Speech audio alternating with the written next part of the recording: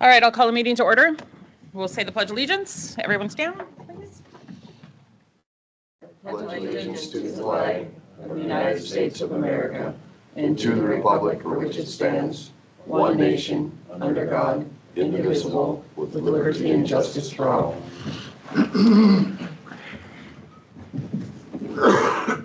All right, good morning, everyone. Good morning. Good morning. Nice to see you, Mr. Nelson, or Commissioner Nelson. We can start now. Good. I think this is like the second time in. Okay, now you need to say that all by yourself. All right, anybody have any changes to the agenda? I don't have anything. If not, I will entertain a motion. I'll make a motion to approve the agenda. We have a motion and a second. Any further discussion? All those in favor? Aye. Opposed? Motion carried. Next, the minutes. Anybody have any additions or corrections to the minutes? Madam Chair. On page 1 under the agenda, I think it should read motion and second, delete number 4 under commissioners. It was just discussed under, Which one? well, it says to include, with the update to include commissioner number 4. Oh, the, It should just read motion second, approve the agenda, deleting number 4 under Deleting, commissioner. yeah. Discussion. oh, instead of saying during the commissioner Yeah. report, just say second to approve the agenda, removing number 4. Yep. Okay. And on page 3 of 3, on the motion to appoint John Okeson, I would like the dates. It says to a 6-year term, but I would probably should read what those dates are, because I believe it's at the year ending, not 6 years from that meeting. It's a 6-year term, but it's not. 6 years from. Yeah. Yep. Yep. So I think the terms are ending December 31st, Seven. so it should probably They will be, yeah. read that, First. or whatever year that is in 6 years. Any other corrections? If not, I'll entertain a motion. I'll make a motion to approve the minutes with the changes. We have a motion. Do we have a second? I'll second, but I have one more Sorry. thing. Under highway, under new, page 2, number 2 under highway, motion and second to approve the capital purchase of 2.2. I think the parentheses 2 should be just taken out because it gets confusing. It looks like 2.5 ton pickups. So they're Oh, yeah. just say a 2 half ton and eliminate the parenthesis 2. Yep. Okay. Yeah, Good with that? yep. All right. Any other corrections? Or discussion? All right. All those in favor signify by saying aye. Aye. Opposed? Motion carried. All right. Anybody want to pull anything from the consent agenda? I just have a question, and we may not have to pull it, but number 11. I was just gonna, maybe finance can answer this question. There's 2 feet, the motion says to go with option A or B. Did you guys discuss that in finance and pick one of those? We or- did. Okay. Let me,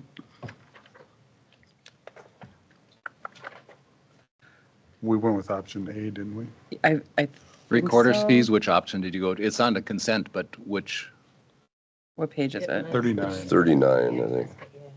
I believe it's I believe it was A, but then I thought that we were going to put some She was going to put some parameters Free in there too, print. some free. Can we pull prints or 11? something. Well, let's pull 11. Yeah, then. let's pull 11. clarification from Mm-hmm. Where are you going to put it? We'll put it. Well, we got to get her down here probably. So. We could put her after the public health, Okay. or we could put her under Carrie. I guess it doesn't matter. Madam Chair, I'd probably put her under County Administrator number 6, and then at There she is. Here she is. Or you could just answer the questions now and. You can do it. Let's just do it right now. Susan, we just have some questions about the office fee and which one we were going to have, yesterday at Finance, you mentioned having some free prints, Correct. and we need to have all of that. On there? Mhm. Okay. Yep. I believe the. Can you pop up 39 on the screen Yeah. for those? We were Susan, looking at option A. correct. Yep. Yep. And then, let's see. Yeah, if I could see it's really small. So on, I believe it was Plan B, we were going to add 50 free prints. Plan, But we're doing Plan A, right? no, We- I am sorry, I'm looking at subscription wise. Oh, I'm under sorry, option A. Plan B. Yep. Yep, okay. So then I believe B was going to get 50 free prints. C was 100 free prints. And then D, with that higher subscription rate, was going to have 300 free prints included in that. Okay. So would that be the minor, what was that, was option A with a few, would that be the few minor changes? Yes. Okay, Yep. all right. Yeah. So I'll make a motion to approve, Consent. to move it back to consent. It is, yeah. Or We didn't so. move it, so it's still in consent? I'll make a motion to approve the consent agenda. Okay, we have a motion to approve this consent agenda. Do we have a second? Second. All right, any further discussion? Just noted that the proposal A with the additional free prints should be noted. or I wonder if we actually should put that in the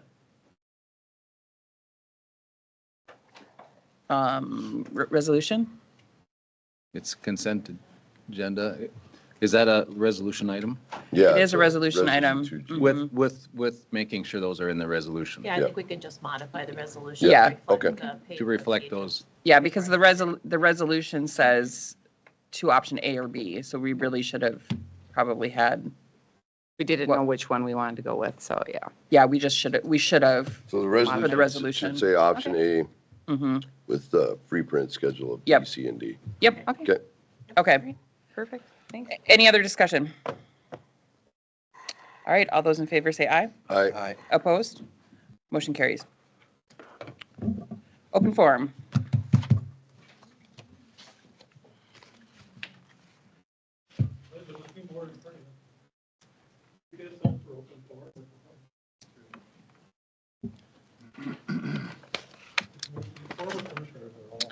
All right. John, come on up.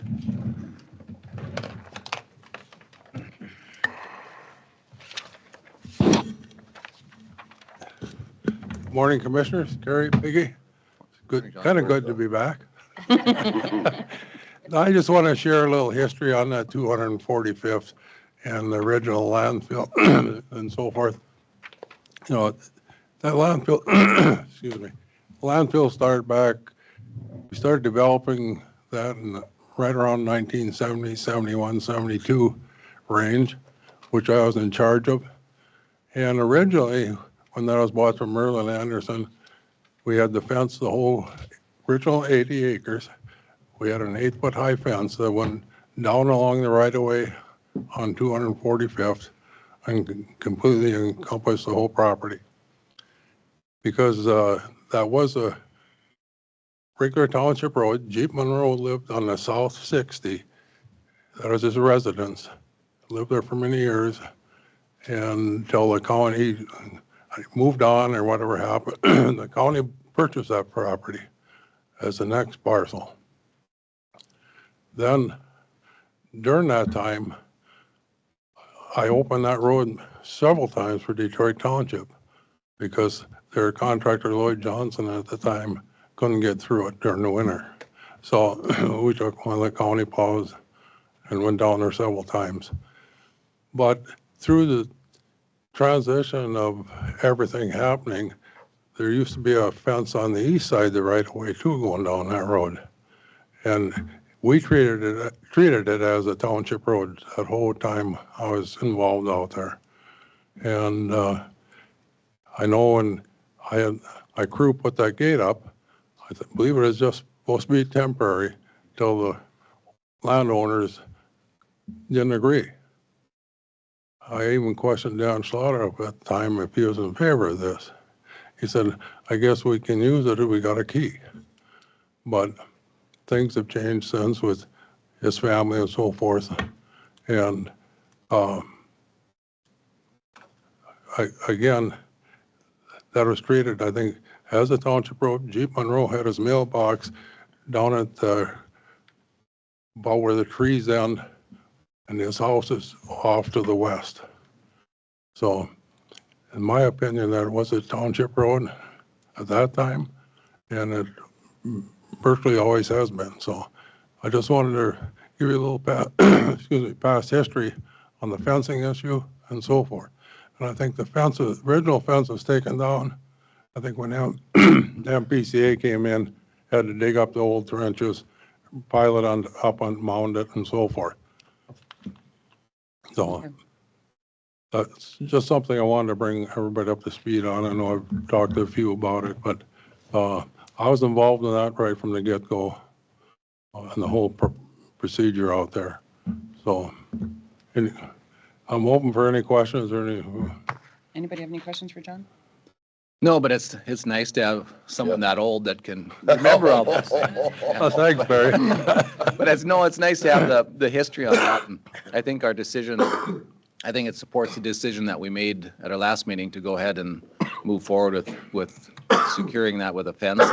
And while it's not cheap, it's a lot better. I mean, buying parcels, making a road, and it's I think part of it is too when they build the household hazardous waste over in the northeast corner and purchase that property to the east is about the time too they decided to probably just put a gate there for basically it was one property owner down there at that time that used it much. But like I said before, family things have changed and there's new requests out there. So. And as time goes on, I think can always look for other options that are acceptable to all parties as we move forward. So, Madam Chair, John, just one question that maybe is pertinent here, maybe not. When the C&D landfill started, I don't know, was that in the 90s? The which one? The C&D landfill on the other side of 245th? I was trying to get a year when that started. 93 was when the MPCA came in. We have some documentation of that, but why weren't any of these questions figured out, answered, done at that time? Personnel changed, the operators have changed. For a long time, that was operated with a private contractor after the county employees retired. I was there for 2 or 3 years as manager. And then another operator that came in was another county employee. And then I think it went private to Waldo Johnson for several years. And that's when the county took it back and started operating it themselves. So years on that, like Barry says, I'm old. Yeah, but that's kind of a little bit of history about the operation of it and why. At one time, for many years, the county engineer was in charge of all that. That's why I was involved. I started with Vern Korsendorf and went on to a few others after that. So. and I wouldn't go so far as mistakes were made. It was a solution that remedied the problem at the time, and long term it wasn't maybe the best, but that was 40 years, Yeah. Again, I think, when we put the gate up, I think it was a verbal, Jack Murray, I believe was commissioner at the time, and met with Detroit Town Board. It was just a verbal agreement. If the landowner, there's a lot of things were handled that way years ago. Nothing written, which would have been a little more clear if it would have been, but just a gentleman's handshake, so to speak. So. Nothing else? Thanks, John. Thanks, John. Nice coming up. Thanks, John. Sticking around Minnesota for a while now? Sticking around Minnesota now? For a while? Yeah. Jerry? Madam Chair, I got a question before. Now, does it count to have a quorum of old commissioners here? 'Cause we got a room full today. Well, that's what I'm getting at. Better be careful, you'll be one of them pretty soon. We're watching you guys very close. We could overthrow you. There. It wouldn't take too much to get me to accept that overthrow. Well, I've been watching this Schlotterhoff land thing, as you know, and doggone it, all I've seen so far is some township officials disrespected. I've seen this family abused as this thing is drug on and on and on. My gosh, I don't know what's so precious about the SS Empire. We're so worried somebody's going to steal a tire, an old used tire, probably one I threw away last Saturday out in a tire amnesty with it. That has a hole in it, so they're not getting much. Well, the next thing I know, you guys will probably be asked to close 144, so it's secure out there. I mean, this is getting ridiculous. But while I was out in that country with the tire amnesty, I drove around the place as much as I could. I drove down on the west side, down on East Oak Road, and that is just a absolute mess. At different times, you've talked about cleaning up messes in the county. Hey, start in your own backyard. That place has not been taken care of. And then in the driving past the front, that is pretty ugly looking as well. I just want you guys to remember that this is of the people, by the people, and for the people. Thank you. Thank you, Jerry. Thanks, Jerry. Don? Last of our former commissioners. Makes it a quorum. I don't know if that's good or bad. Well, I don't have a lot of information like John gave you, but I'm just here to encourage you to get this taken care of, get it done. It's the right thing to do. These township officials have been coming in here long enough. And it's just, nobody likes to spend money, but I think it's a necessity. So I'm kind of starting to get vibes here that it's going to get done today. I hope it does. It's on the agenda, I see, so. Yeah. And anyway, one other thing I wanted to bring up, I haven't been here since the last election. I've been going to come in about this, but I want to give a shout out to Mary and the crew. They are the most, and I'm sure Richard will agree with me, they're the most professional outfit. They just do a wonderful job. We went through a recount, and that was really interesting. It was. Everybody should go listen to that once because they looked at every ballot. And the machines do a wonderful job. But we had two ballots where they were called overvotes, so they threw them out. Well, they had voted for both of us and crossed out Richard's name. Well, they have the opportunity then to, use your head and say, well, and we both agreed that's what it was supposed to be. So I picked up 2 votes. But seriously, the system is working well because I am so sick of hearing about rigged elections and all this bullshit we hear. Because elections need to be run locally. I think they're run locally very well. The last thing we need is a federal government thinking they're going to take over. So thank you. Thank you, Don. Thanks, Don. And I concur with what you say about Mary's team. Yep, They do a fantastic job. yep. Madam Chair, too, just to go on that election thing, I mean, I can't, and I've had a couple calls, and I can't speak for other states because I don't know their processes like, but I have told the people, I am confident that Becker County, and I think the state of Minnesota has an election voting machines that work. I said, we have the paper ballots to verify those numbers. Now, is there fraud from people that aren't supposed to vote? Now that, I think locally we can control that pretty well, but I mean, that's a bigger picture. But the ballots, we have the ballots, we have them, and they will check It will balance on what the computer says. And that's what, I mean, I hope every state is that diligent, but Yep, agreed. I think ours is very good, and Mary's office has done a wonderful job, and that's such a stressful night for election nights for the office, so thank you, Don, for bringing it up, and thanks everyone up in all the local election judges that put their time into, and be another one in this fall. Yeah. Yeah. Okay, Jeff. Good morning. Good morning. I sent you guys an email last Friday in regards to the Prairie Lake CUP gravel mining operation. And I was hoping for an explanation on how they can continue working where the Chapter 9, Section 4 appeals clearly states an appeal stays underlying proceedings.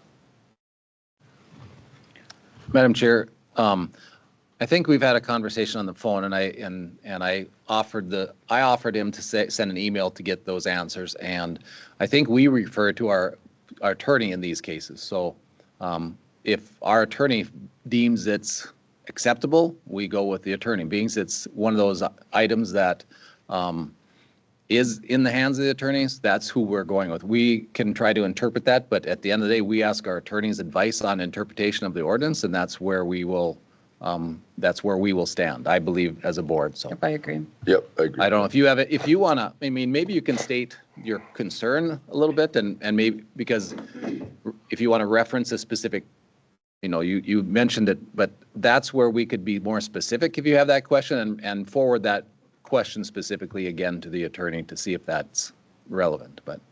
Yeah, I guess. State that or the chapter again and we will just forward that concern to the county attorney. You won't get an answer from us. You won't probably get an answer from the attorney. They'll ask again, but it's a question worth asking anyway. Chapter 9, Section 4, appeals, number F. Clearly states an appeal stays underlying proceedings. Yeah, I guess it doesn't make sense to me how you could have an appeal on a conditional use permit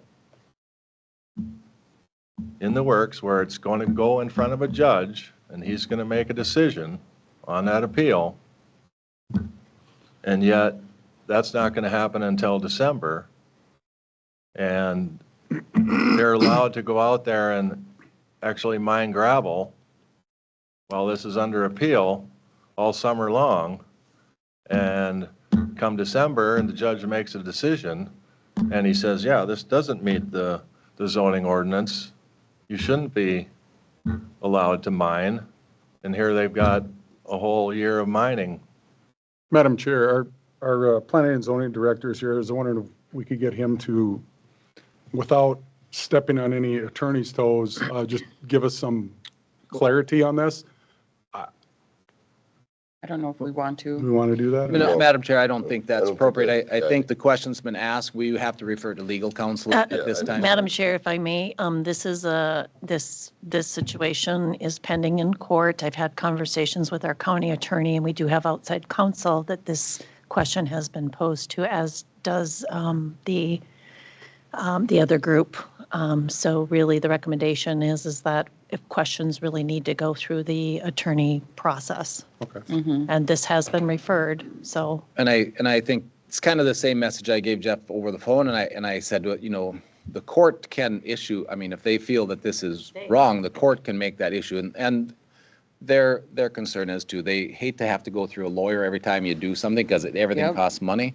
But we will follow our attorney's advice on this. That's all we can do. So can you ask your attorney to ask the court if their interpretation Well, is his interpretation? we have forwarded the question onto our attorney to get the attorney's opinion. Correct.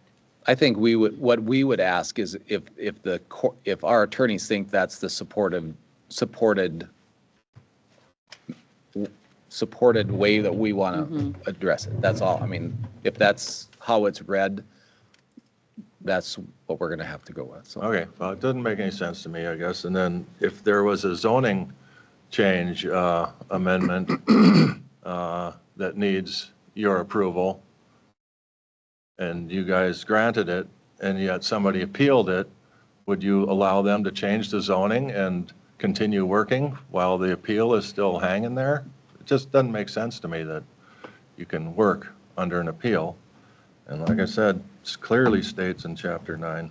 I would recommend or suggest that the zoning ordinance committee, which I believe is going to be meeting fairly soon or has met recently.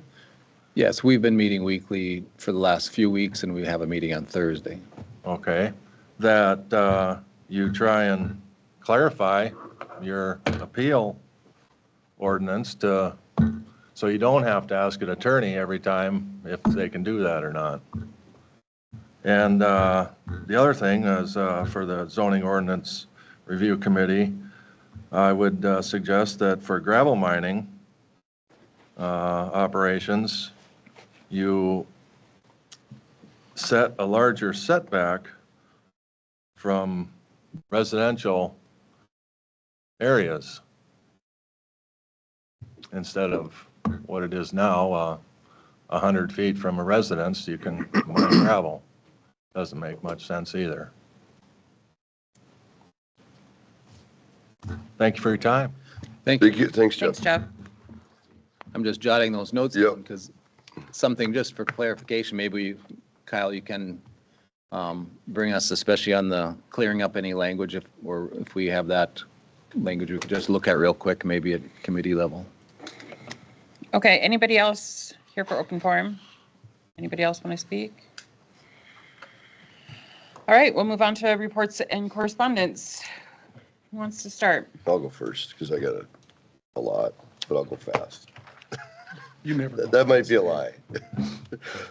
So Eric and I had a partnership for health meeting. Sorry, die in here. We went through the first quarter grants, or the first quarter of the grants, and everything's going great.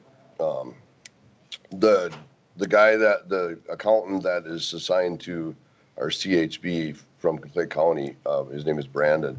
He is awesome. He's sharp as a tack. He does a great job of informing us, making sure we know what's going on. And that was kind of one of the problems in the past when we were with the other two counties. It was a little confusing. It wasn't as clear, but Brandon does a great job. And then also too, there's a bill that passed in the House and the Senate. It's Bill 3402, which allows the expansion of eligible medical consultants from just doctors to PAs to nurse practitioners to RNs. So because they're in the medical field, there's becoming less doctors and more of the others. So that and it was getting to be a problem. It was hard to find them. So that was a positive thing for our community health. And then we also went through the food, lodging, and recreational fees that are administered by the Partnership for Health. No, which only affects Clay County because in Becker County, we have the Minnesota Department of Health that regulates and controls and everything for our fees. And Erica can go into that. I was a little upset, but that's fine. So, and then I also had a Lakes Country Service Co-op meeting, and we're getting to the salary point now, and they are for their year goes from July to July. And so next year they're going to have a 3.5% salary increase for their employees. Now they don't have any unions. They just basically kind of try to follow what a lot of the schools do and be real close to that. The previous year they had a 3%. So currently right now we're in about the range that everybody is in currently. So we'll have to look at it. They had a little bit of an insurance increase. They also have very good employee retention because they've been proactive, kind of like at our Sunnyside place where they've been proactive at keeping their employees. They do have a level 4 EBD area in Lakes Country Service Co-op. EBD is emotional behavior disorder. They're kids that have really big problems, and the area schools that are involved with that send those kids there. So they do have a turnover rate with their paraprofessionals in that area because of some of the stuff that happens. It's pretty nuts, if you can maybe imagine. But anyway, other than that, we basically, it was our kind of like our annual meeting and last meeting, and so we voted for new officers, and they were all the same. But I mean, it's kind of one of those things. Then I had a historical society meeting, and one thing at the historical society that's happening relatively soon is they are going to have the coffee shop up and running.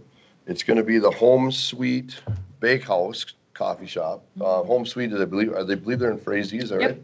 Yep. So they're going to, and the tentative date is to start July 1st.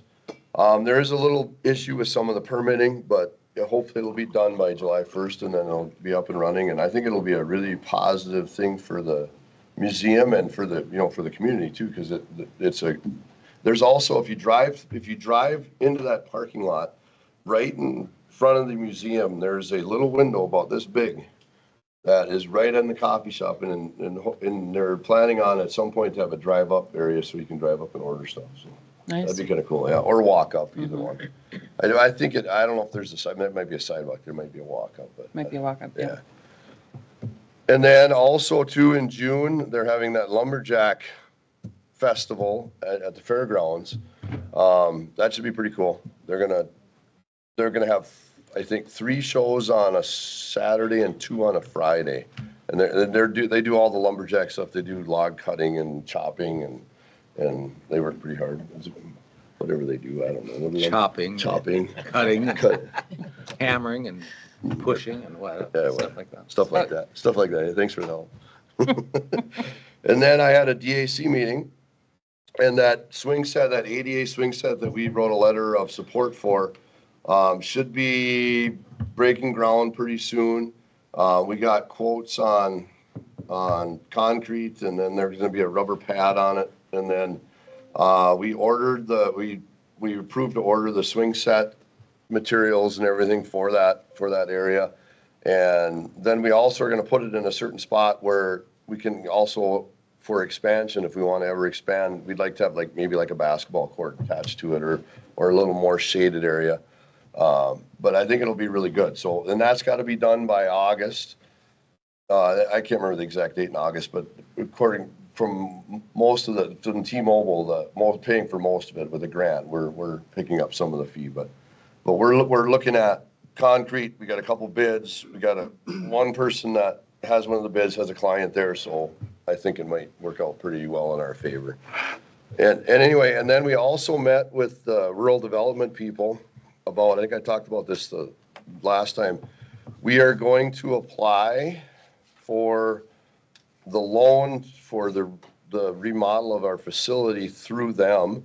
They have 2 programs. They have a direct loan, which is directly administered and everything by rural development, so it's federal funding, or they have a guaranteed loan. And the guaranteed loan is basically, it works well for nonprofits, because a lot of times when a nonprofit, when you get a loan, you get a 5-year loan with a balloon payment, and then the interest rate can change.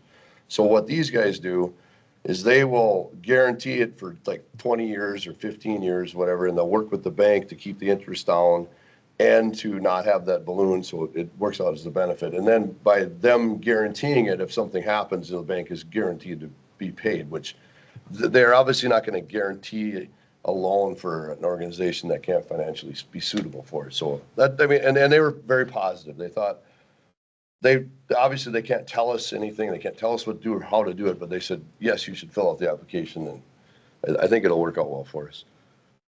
Commissioner Nelson and I had a courthouse meeting. I think everything was on the consent agenda. And then I had a Heartland Trail meeting. So we have that $548,000 that we need to spend or allocate, I guess, by December 31st of 2027. And some of that money is probably going to go to the trail to Frazee to fix that grading whenever they figure out if they need to use that or not. But we also, and then when we brought what was it, a few months ago, we brought to this board about the path we want to take through the. We want to expand the corridor. So we're going to expand the corridor all the way down to County Road 20, and then it'll go a little bit into Otter Tail. So I talked to Wayne Johnson, he's the commissioner in that area. It's not where the trail's going, it's No, just, it's you're going the to corridor. expand the corridor Correct. for, Yes. We want to expand the corridor to have the option to go in that area. So anyway, Mitch and Jim are going to go out and they're going to come up with 3 different routes to get from south of Melissa or Bucks Mills in that area through that corridor up to Highway 10. And then we're going to go, then our committee is going to try to get out and drive those routes and see what, because there's some hills that aren't going to meet the grades probably in some of those areas. And so they're going to do that. And then we would also, then once we figure that route out, it'll come to this board for approval. And then we would like to try to get this done by July because the guy we're working with, Kent Starr at the DNR, is retiring in July. So it's kind of a boom, boom, boom process. Hopefully we can get it on the, get it to us in front of us by June and then see what it looks like. Did I get them all? I believe I did. Oh, I had an EDD board meeting, which is the Economic Development District in West Central Minnesota. It's with West Central Initiative. And there was a lot of interesting information on farming that I didn't know. I took a lot of notes. We're having a quiz? No. Oh. that's mine. No, but this is not necessarily 100% in our area, but in the guy that does this, gathers this information, farms in the Elbow Lake area, and he also has an office there for his information. He's he's in farm business management. That's what he does. Anyway, so he had some data from last year, and most of it, and this is all in Minnesota, most of the farmers in Minnesota own 30 to 40% of their land and rent 60 to 70% of their land, which I was kind of surprised. I didn't realize that. And then in southern Minnesota, the rent is extremely higher for renting agricultural land than it is in this area. Mm-hmm. And because of that, they have a tendency to lose more money, or they have to have higher yields in order to make money. So in West Central area, if you were planting corn, the average bushels per acre were 193 that farmers got, and they had to get 210 to 220 to make money. So most of them lost money on corn. And land rent in that area was like $217 per acre, $217 per acre. So that's West Central? In the West Central area, in the Elbow Lake area, in that. There's a few counties, Todd County, Douglas County, what else is? I would say Eastern Becker County is Eastern, yeah. not quite that high. No, Eastern Becker County is low. Becker County, the Valley area in Becker County is not as high as it is down there. Yeah, correct. It's very rocky over in my neck of the woods. Yeah. So anyway, I just thought that was interesting. And then you talked about sugar beets too. What happened to why sugar beets got destroyed last year? So what happened is the sugar beet yield, or the amount of sugar beets per acre, bushels per acre, were good. Actually, they weigh them by pounds. But the quality when they went to get them was bad, and they got a lot of rain in that area also. So that affected a lot of the crops, plus the sugar beets. And last year, the United States imported a bunch of sugarcane from Brazil, which really drastically affected the market too. The Commissioner of Agriculture is no longer the Commissioner of Agriculture that was overseeing all that. I don't know if that means anything. Anyway, I'm done talking. That wasn't too bad, was it? No. Who wants to go next? Bill, go ahead. We have 6 minutes. All right. We can cut you off. Couple things. We're working on an additional driver for the landfill. We're seeing if a part-time or seasonal can fit the bill. We're bringing in more recycling. We have to do longer trips to Fargo. Someone got to take to Grand Forks. It's a 7-hour round trip for the transfer station. We're still hauling over to Perham to the incinerator, but we're producing more garbage, which probably is a good thing because that means we're in a growing area. Anyway, that's probably coming in the next month or so. sat with Barry on zoning ordinance, just my 2 cents.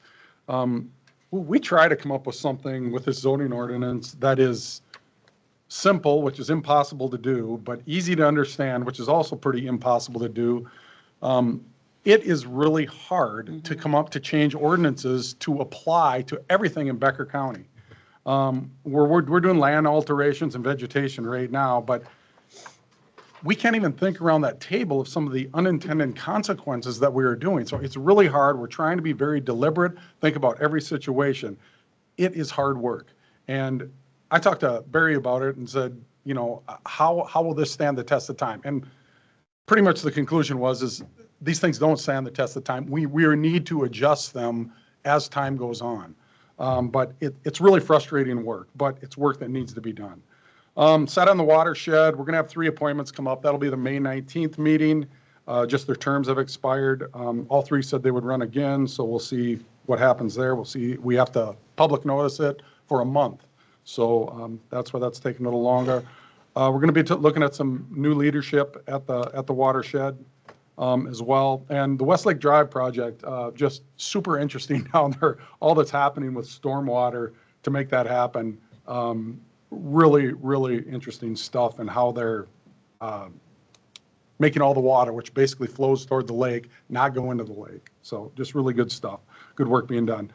Sat in on a Trail Alliance meeting from Project 412. Becker County is going to be the landing page for that. They're working on you know how when you go to your Google Maps, it gives you the little blue dot, you are here kind of thing. They're working on something like that, a GPS guided thing for all our trails in Becker County. Got a couple examples from out in Connecticut and different places that do it pretty well, but that's going to be a tough lift. But they're working on it. Project 412 is working on that right now. Of course, that matches up with our Recreational Advisory Committee, so we sit in on that. When I was on airport, we got some apron work beginning in June. How has the work already bid and ready to go? That was some of the money that we approved last fall. So that work will be done this summer. Construction demolition, that I've been sitting in on that 10 county C&D group. That's going to be coming to an end here in June. So we're putting together the final version of it. Costs are going to be a lot more. The initial thing, they're going to be a lot more. So, but I'll be working with Steve to come up with a final report for what it looks like for Becker County. And we'll get something to you in the next month before June for sure. And then I had another zoning ordinance review committee with Barry. One other thing, so we did that tire recycling event, and I've got some preliminary numbers in. I mean, that's to clean up the county. That's to give our residents something for free. This was very good. Friday in Detroit Lakes, we took in 327 car tires, 7 truck tires. Richard demanded truck tires, which they're taxpayers too, so we took in truck tires and bigger tires. So we collected 17 ton of tires on Friday. Saturday, 263 car tires, collected 7 ton that day. Out in Osage, 114 car tires. So, I mean, they got the message out there too for the tire cleanup. Total for the 2 days was almost 28 ton of tires. So, I mean, that's a service to Becker County. It's a good thing, and people were using it. We added something. We said, you know, how did you hear about this? We asked that question at the pay station. Facebook was the #1 thing. Newspaper was second. And then word of mouth was third. So we did do a more organized plan to get the word out there, and we got some feedback as to how people heard about it. So working on that, and that worked out well. That's all I got. Can you talk for a little bit longer? Why do you ask that? Well, because we have I to know. open the public hearing at 9. Well, can't start before that. Madam Yes, Chair, before. why don't I just do a NRM with Or- us a little bit? Okay. And then anything else? Well, I'm going to start with the Lake Agassiz Regional Library. The preliminary budget for 27 is a 7% increase for their budget. We are working with we're trying to revamp the formula because If you remember, I didn't think it was appropriate how it was being, the formula was. I think Becker County was treated unfairly. So we are recommending to our full board to pass, to change that back into a cost basis for that. With that, we are doing a 4-year turnover because there's one county in particular is being way under taxed, and it's a huge jump if we did it in 1 year. So we're doing a 4-year step. So with that, we are looking at a 5% increase instead of a 7%. So it's buying that down kind of for 4 years. We'll be transitioning to that other formula. So it's not a massive jump down, but it will be probably that same percentage for 4 years. So that will Madam help Chair, us. Commissioner Nelson, is the rest of the group agreeable to that? Yes. Or because before they weren't? They are. The committee was fully recommending that. I think the 4-year compromise was where I, representing us, said 4 years. Well, I'm fine with transitioning for 4 years instead of a 1 year, because one county would be over $100,000 increase just in that formula, plus your additional 7%. So anyway, we're at 9 o'clock, and I'll continue after the. All right. So at 9 o'clock, we have our public hearing for our EDA Housing Trust Fund ordinance. Can I get a motion to open the public hearing, right? I'll move to open the public hearing for the Housing Trust Fund ordinance. All right. I'll second. All right, we have a motion and a second. Any further discussion? All those in favor signify by saying aye. Aye. Opposed?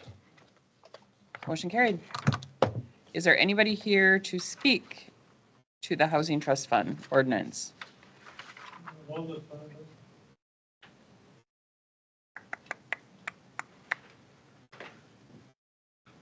Do not need to You don't want to come speak to it? All right, anybody here, one more time, anybody else here to speak to the Housing Trust Fund ordinance? You may want to check online. Anybody online to speak to the Housing Trust Fund ordinance? What page is it? Yeah, you can come up, Cody. 41. Maybe while we're still in open comment period, maybe Cody can just give a brief Do synopsis. 30-second to minute synopsis, so maybe someone would. We have 3 commissioners here that all have opinions on everything, so Yeah. maybe we'll. Well, I did have a really short Presentation. Do you want to do that in open forum? It's up to you. Yeah, I think so. We can. Sure. It's a pretty short summary of it, so. It's on page 42. No, 41. Oh, it's a different one.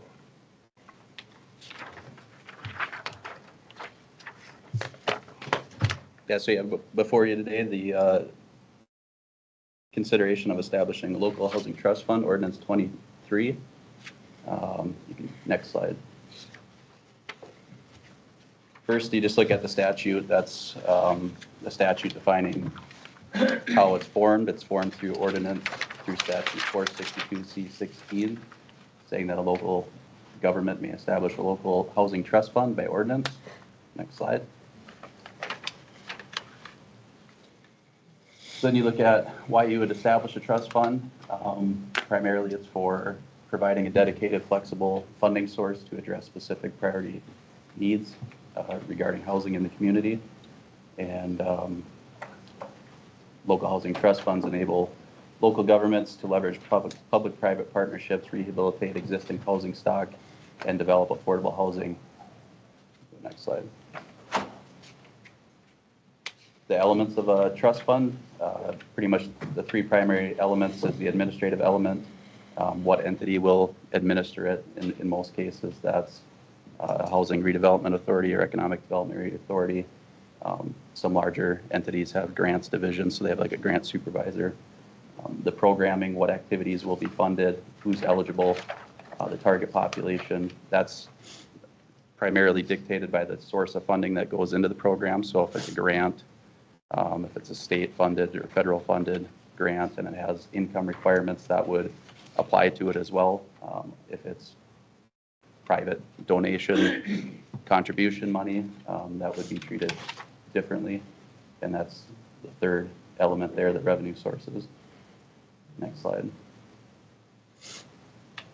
How do you establish one? Obviously, first you have to have some needs and priorities. I think there's a pretty wide consensus that home ownership and affordability doesn't get any easier. So that's a high priority need throughout most counties statewide, if not nationwide.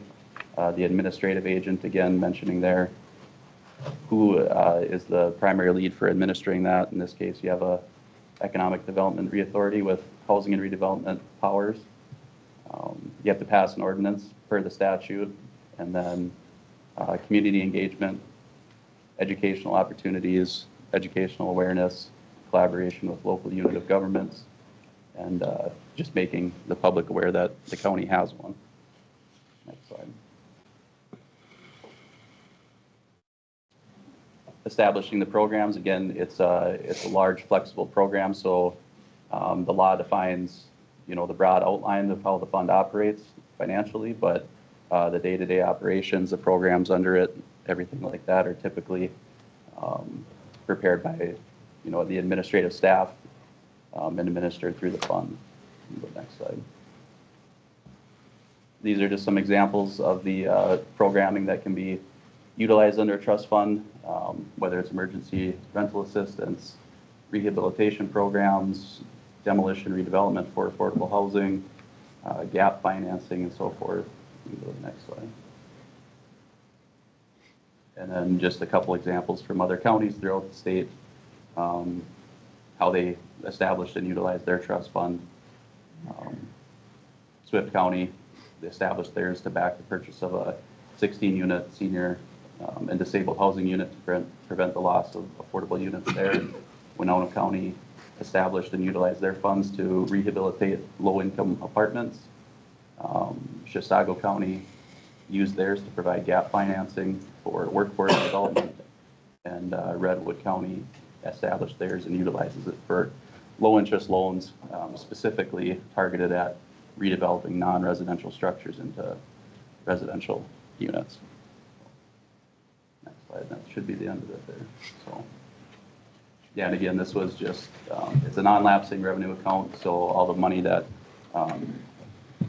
pools into it goes back into it, interest, that sort of stuff, loans that are revolved. It doesn't get pushed back out into the general fund. Any questions? Madam Chair, is there any startup money from the state on this? Yes, that's mentioned, well, it's mentioned in the ordinance for the establishment with the funds that we currently have through the statewide affordable housing aid. That's one of the ways you can utilize that money. In the past, it was in 2025, so it's not open this year, but there was a state matching grant for 50% to establish one. So there are state programs that occasionally do come out to contribute to that. So that would help for startup. Would those programs also, we'd be able to put that money in there later on? Yes. Okay. Yeah, you continuously Yeah. can look at different revenue sources and grants to put into there. A private contribution can be an example. No, yeah, I'm just specifically talking about the state Yeah. monies that are for housing. Could that be So in the- the future? Yeah. And the programs that the EDA started a few years back for the down payment assistance, those funds could come back and put into this fund. When they do come back, would probably be best Yep. Yeah. best suited to go into this fund. Yeah, any funds that are still potentially out there in the form of a deferred loan or something could be put back into it. Correct. Yeah. All right. You're- Any comments before we close the public hearing? Going once? Going twice? Online, anyone? All right, I'll entertain a motion to close the public hearing. So moved. Second? Second. All right, any further discussion? All those in favor say aye. All right. Opposed? Motion carries. So now we need to We need to approve this ordinance approve, have a discussion about the ordinance of what we should do. or vote on the ordinance. Vote on the ordinance, yes. Anybody have any further comments? Otherwise, I would entertain a motion to approve ordinance 23 for establishing a local housing trust fund. I'll make that. I'll second. All right, we have a motion and a second. Any further discussion? All those in favor signify by saying aye. Aye. Aye. Opposed? Motion carried. Thank you. All right. Now we'll go back to our reports. Let's see, I did Laura, Richard and I had NRM. Get some notes here.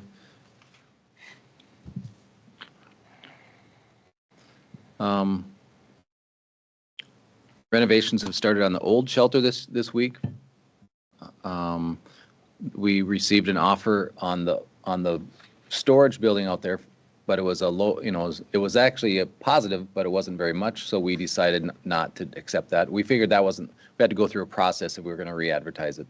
Madam Chair, which property are you talking about, Commissioner? We're out at Dunlocks, the Pelican River, old Pelican River Got it, watershed got building. it, Okay. We did get an offer, but we felt it had more value sitting at this time, and if we do decide to sell it, we'll have to go through a public process again Okay. to redo that. There has been some use out there over the winter, so. We got an estimate for a concrete slab in front of the old building, but we decided we'd wait because we're going to pave that, and it could just be paving next year. It was about 8,700 or something. It was over 8,000. We just felt it probably wasn't worth it at this time. There was some quotes for lighting out there. We're going to contact the city, see if Mitch needs to gather more information from the city. We did get a couple good bids, some good bids on that little Sugarbush cabin, so where that's going to be removed, I think we got 15,000 was the bid. We're accepting 15,050. Do we have to vote on that, Barry? No, it was in the consent. We did in the It was in the consent agenda. Oh, it is. Yep. We had North Country Trail in there, and it's in our budget that we will approve $2,500 reimbursements upon receipts. That's annually budgeted. Matt Davis presented an opportunity for Becker County to purchase a chunk of land. We kind of didn't think that was by Wanigan Park, and we thought some other agencies might be a better fit for that because it's a large chunk of land, a large chunk of money, and I think we stressed that we could be partners, but we're not going to probably be the fiscal organization on that. Received a $5,000 and continue to receive from Essential Health for benches, bike racks, fixing stations, or on the trail. We thought this year would be a nice spot to out on the new Bucks Mills project. Put a nice bench out there might be a good, being so it was kind of short notice and we had to purchase it very quickly. I think that if you haven't been out on that site recently, it's pretty cool out there. And if we can get a walking trail and Where was that? Bucks Mills. Oh, Bucks Mills. Anything to add on that, Richard, so far? Just that we're gonna start putting up signs now. We got that $5,000 for the signs for those trails. So we've been talking about this for a long time. If you go up on the tax forfeited land and drive those trails, you can get lost up there. I've been lost up there. It doesn't take much to get me lost, but so we're finally gonna start putting some signs up there so people have an idea where they are, and Jerry won't get lost. Jerry won't get lost, and if you do get lost, That's the fun of it. you get lost. Maybe you were on one of those With you? trails and you couldn't drive through it. Yeah. But other than that, no, I don't have anything else. Madam Chair, Commissioner Nelson or Varberg, you guys are talking about Dunlocks. I mean, we're trying to coordinate some of that parking renovation, not the lighting, not all that stuff, but the parking renovation with when we're going to be doing County 19, right? In the next Right. couple of years. So that's on you guys as Yeah. it is for highway. Yeah, I just want to make sure we can match that up to. That's what we're looking at, just Yeah. Yeah, and that's, bringing that in and paving that at that time. Okay. And that's why we held off on that concrete. Yep. yeah, and that building too. Yeah, And we 'cause- might put a little crushed rock there. We talked about where just temporarily where we were gonna do that concrete. And then that's when we'll decide if we're gonna do something with that building. So it Yeah. gives us a little time And because I think if that's we, 28 when we're, if we got that road decide we project. need that, we're gonna keep an eye on the parking. And if we decide we need that room, which we might need to get that building out of there. Yeah. For right now, we're gonna leave it there. We got a grants for some buckthorn removal out there.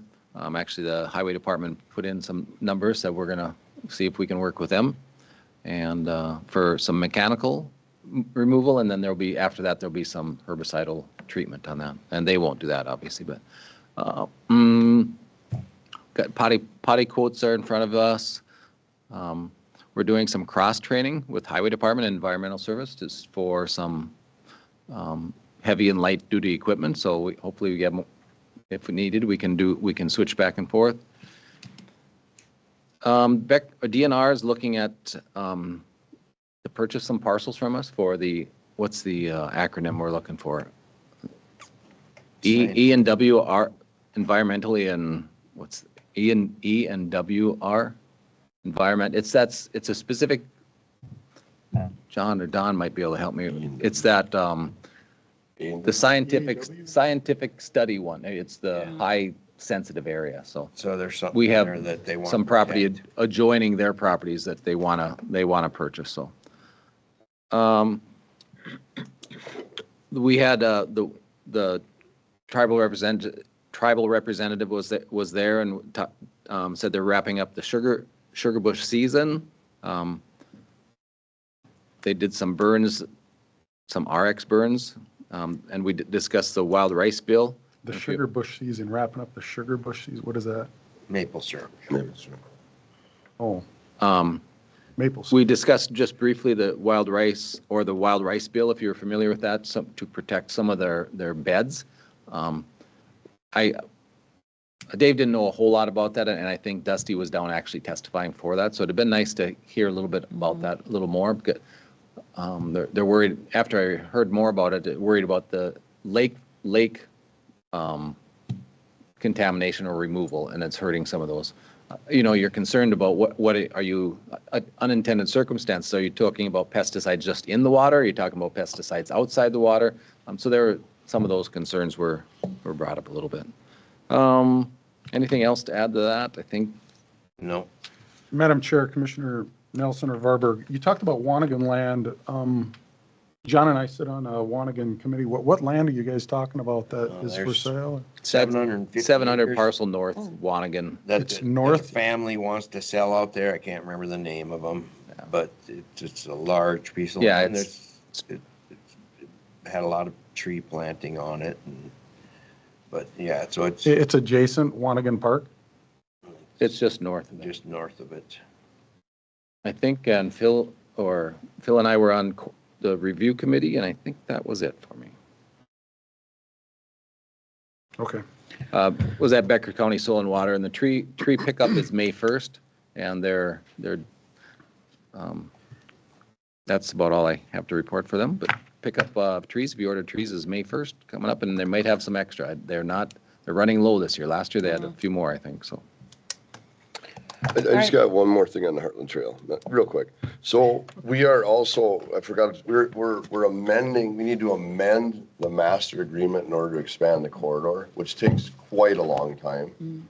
But we can do pre-engineering and pre-construction in where we want it, whether we can use that funding to do that, we just can't construct until the corridor is approved.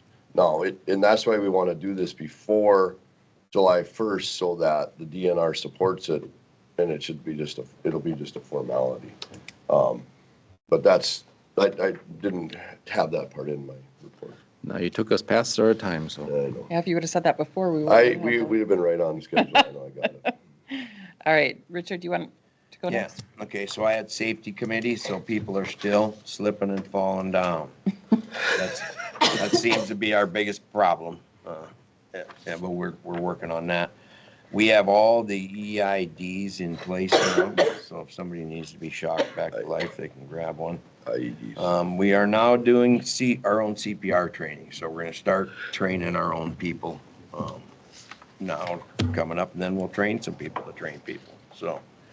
And then I had EDA with Erica, and we're looking at lead paint testing, which has been very expensive. And now we finally got some lower prices on it, but now we found out that maybe in the basement, there's some records to show. I wanted to go look in the basement. Mary wouldn't let me, to find these records. But maybe we won't have to do the lead paint after all testing if we can find the records that it was done. Yeah, we found an old letter or minutes that was sent to HUD, and in that letter, it stated that it was done in 91, 92, and again in 2004, when we got some modernization funds from Minnesota Housing. So with those required this lead testing. So we know we did it in 2004. And at that time, it stated, according to this letter, that no further risk assessments were deemed necessary.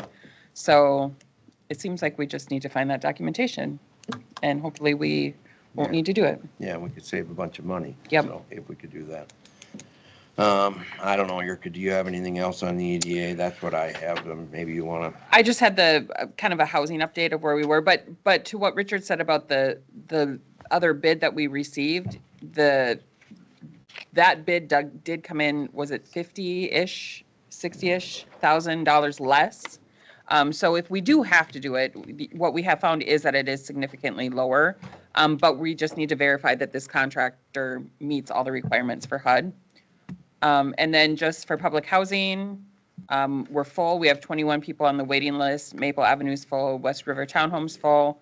And then we have 46 families out with housing choice vouchers, 246 people on the waiting list, and then they're working on issuing 4 more vouchers. So kind of to piggyback off what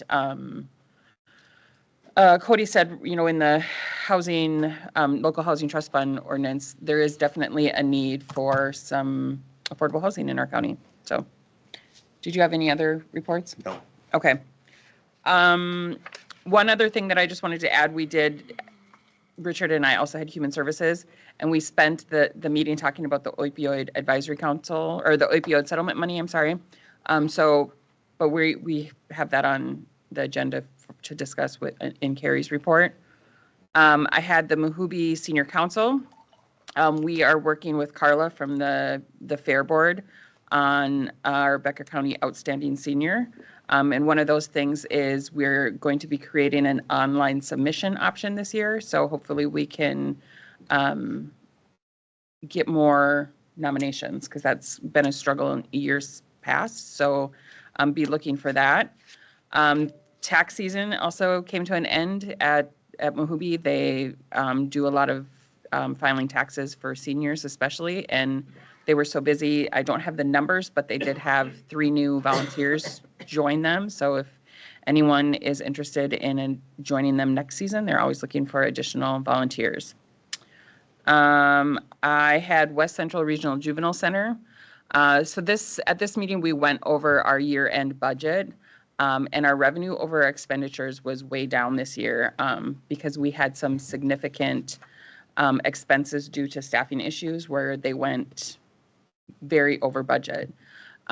So that was a result of, you hear us talking about, all these mental health, like us down at the legislation, where they're talking about a lot of shortage for mental health placements. We have the PRTF in Clay County that they're trying to get bonding for. And really what is happening to these kids is they're often going to these secure units because there's nowhere else for them to go. And this is not the appropriate place for them, but they don't have there's no other place for them to go. So what has happened is they have to have additional staff. The safety-based separation changes also went into effect. That was 2024 legislation. So what that requires is much more paperwork, and it requires more staff, which is often one-on-one. So you have both of these things that have come together and have created, they way under budgeted for their staffing. They used 12,220 more variable hours, which equaled about $280,000 more than what they budgeted for. 6,635 of those hours was used to meet the needs of youth with significant mental health needs and one-on-one requirements due to the safety-based separation. So lots of, West Central is doing a great job. The safety-based separation policy that they have is being modeled around the state because they are doing a great job. It has just really resulted in a lot more staffing needs, which will likely result in higher rates for us in 2027 because Whatever's left over in that revenues after revenue over expenditures is typically divided up among member counties. So there's going to be significantly less separated this year. So that will result in members having a higher rate. And also Becker County juvenile placements are also trending up. So those that don't know how West Central reviews or sets their rates, it's a 2-year look back. So when we have a trending rate going up, that means that our rates will likely go up.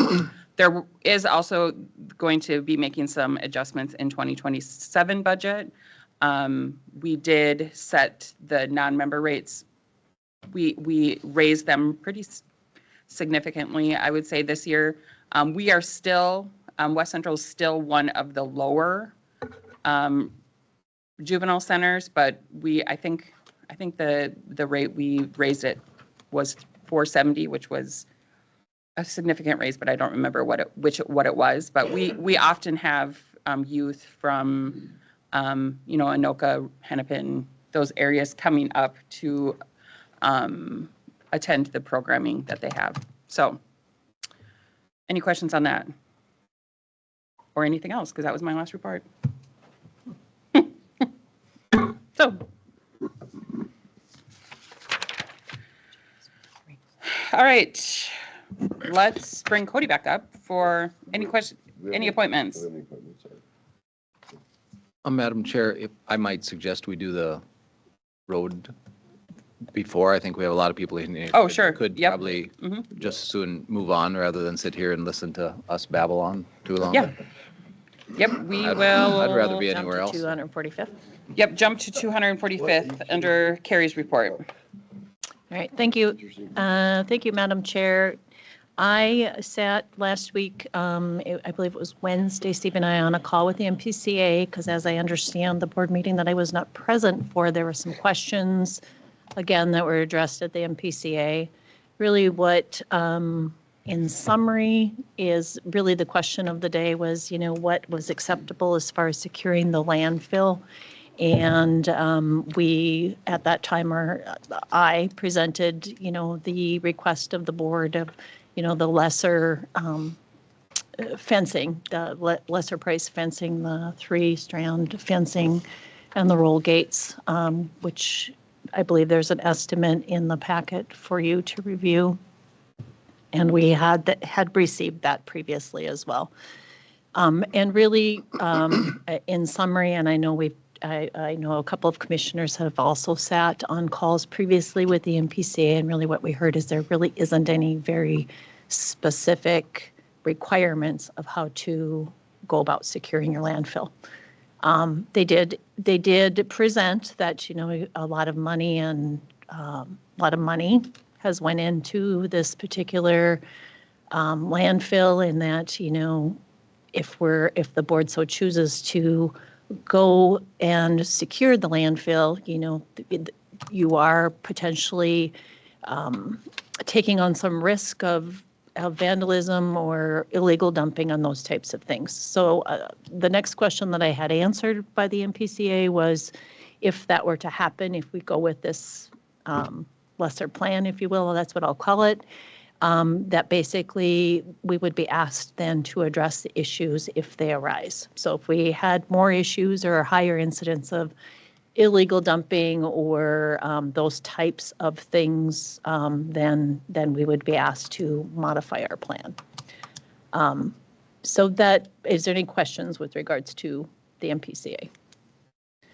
I also asked a question as far as what they would need from our end as far as submittal, and really what they need is, a very specific, we're putting fence here, which we've talked about, and I asked the very direct question of the MPCA as presented verbally, if that's something that they would approve, and really what I was hearing was yes, it's a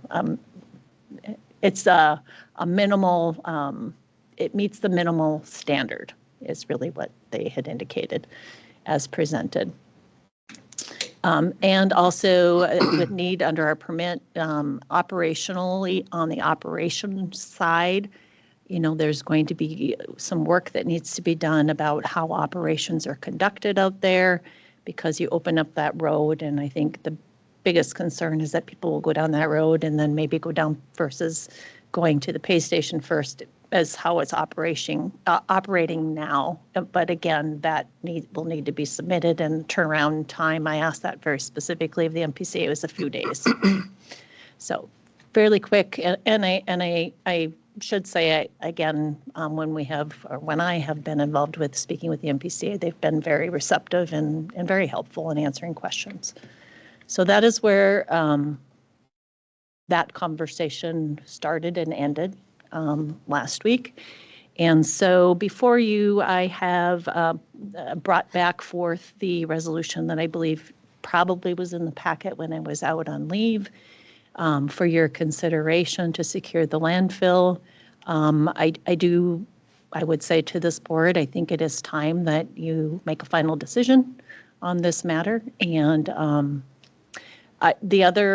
I gave you the estimate for what we were looking at for fencing and the gates. With that said, I had also, again, if we're talking, again, it's probably a educational piece, it's a training piece, it's a different way to conduct business if this is what you choose to do. And I also, I don't have pricing, but I do think some signage should be put out there if people go down that road and are trying to dump versus, you need to visit, again, whatever the operations side is going to look like. Signage that you need to check in over here for pre-checks. And I know from the operations side, I know John and Steve are both here. So if you have specific questions on the operations or how that may impact, you can certainly, I know you heard some of that last time. But if you do have questions, they are here. But this is before you for action today. Madam Chair, I think for operational wise, I think we do this and we figure out, I think that's committee work that you analyze and come back to determine. I think that portion of it is internal that we'll have to hammer out if it changes. And if we see problems, we address them as we move forward. Madam Chair, Commissioner Nelson, John Hockett is here. I would prefer to hear from him to see what some of the situations from his perspective are going to be if this does indeed go through. I'd like to know what I'm getting into before we're there and if that is truly the way it goes. Well, I'm not sure about people going down. That's just a road. It'll just be marked as a road.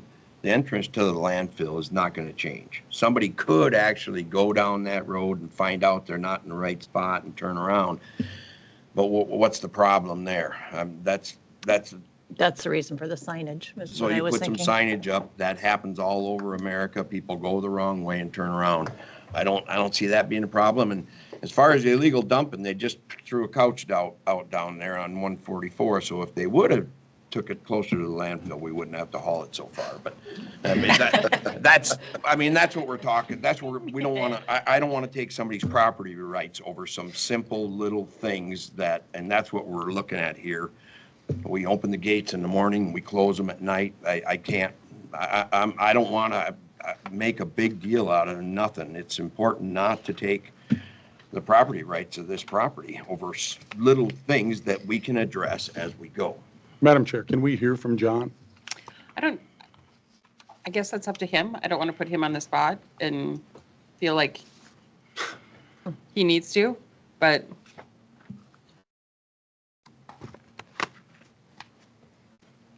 Apparently wants to be on the spot. Wants to be on the spot. Yeah. John, I'd like to hear some of your concerns other than what we've talked about up here. You're the guy on the ground that has to do it every day in and day out. My biggest concern is the legal dumping. People coming down that road and accessing the landfill without our knowing, because that will happen. It will happen. Right now, we have a guy that goes back to the landfill about every hour, checks on what's being dumped back there, pushing up. The C&D landfill, The you mean? C&D Yeah. landfill. Once every hour, we are not going to be able to catch everybody. I I feel if this does get opened up, we're gonna have to have a man posted back there. I want to just, I would say that a camera and a sign would stop so many people from doing this. I certainly, we don't need a man back there. I'm going to tell you, most people, if they see a sign, no illegal dumping, and a camera, and if you want to catch them, and even a trail camera would do it. So illegal dumping is not, that's something that if we can't handle that, we're going to be in trouble. I don't think they're going to do it there. They've been doing it on Wheeler Lake Road. They've been doing it on 230th. And our township has been cleaning up the illegal dumping. That's who's been handling the illegal dumping. So for me, I think as a county, we can handle illegal dumping. I know cameras are a big thing. When somebody thinks there's a camera on them and you have their license plate, we know if they did. And so that I really don't see this being a big problem. Certainly, we would not need a man there. We have gates all over. We have stuff. There could be illegal dumping can go on anywhere. They're not going to come and do it in front of a camera. That's, I really hope we don't make up things that really aren't going to happen. That happens quite a bit in here. People come in, don't want a campground, don't want this. It's Madam gonna ruin Chair. my life. I think the concerns are real, and I think that we can address them. I think those are things that we can address in internal meetings and how we handle the flow on there. And it could be as simple as we change the flow and have an entrance and an exit there. And if that's where the pay person is at the exit, and I mean, there are things internally that we can review when problems arise on that. I think this is, I think it can be handled, and we will handle it, so. Madam Chair, if I may, and I was just going to echo a little bit of what Commissioner Nelson had indicated, and it was pretty clear to me on the MPCA call that if, as issues arise, that they would allow those to be addressed at the time, and that modifications could happen, because I asked that question very directly. Yeah, I think for me, my opinion hasn't changed. I still don't believe we should. No disrespect to anybody in this room, and I hope I have not come across as disrespectful. But I think that this has been happening for 30 years. My concern is we're doing the minimal thing now, and we will likely have to in the future put significant more money in as problems arise, if they arise. I mean, I agree we can do what we need to internally to change operations or do whatever. It doesn't change my opinion. I still am not for it, but I'm just one person. So, Madam Chair, I have a question for the township. Where do you anticipate the township road ending? I mean, is it all the way to the waterfall production area, or is it, I mean, is that, I don't know how far down that goes. I mean, what I'm worried about is I don't want people coming down that road to access the waterfall production area. In the past, we've maintained it up to Slaughterhouse line, or Okay. North line. So is there, 25 miles is what it is. is there any, I mean, just so we're clear that at that line, then we can fence that off. That road, did it have any? Area it's already fenced. Okay, but I'm just concerned about the extending that farther down. We don't want that. I mean, I think we all agree we don't want that extending. So, and if there was any legal road that you would look at vacating that end of it, I mean, because we don't want access to that down, we don't want hunters coming down there, going down to try to get in that way. That part needs to be cleaned up. Okay. That was my concern on that. Madam Chair, just since we're talking about the township a little bit here, just a couple things that if this does go through, will need to be addressed. You know, there's woods on the last of that half mile. Is that a township issue to clean up the road, if that is going to be a township road? And then the turnaround, are they going to go onto the property to turn around? Or just say if a semi goes down there or somebody with a trailer, how are they going to get turned around? There's 33 feet there.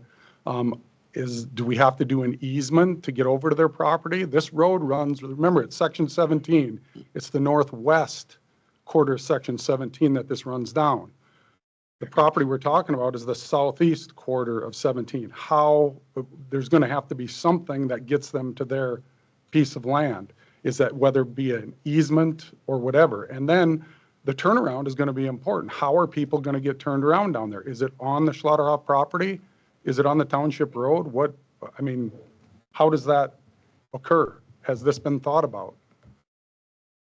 Or we'll figure it out. I mean, I don't know, but I think we should figure it out before we get into that.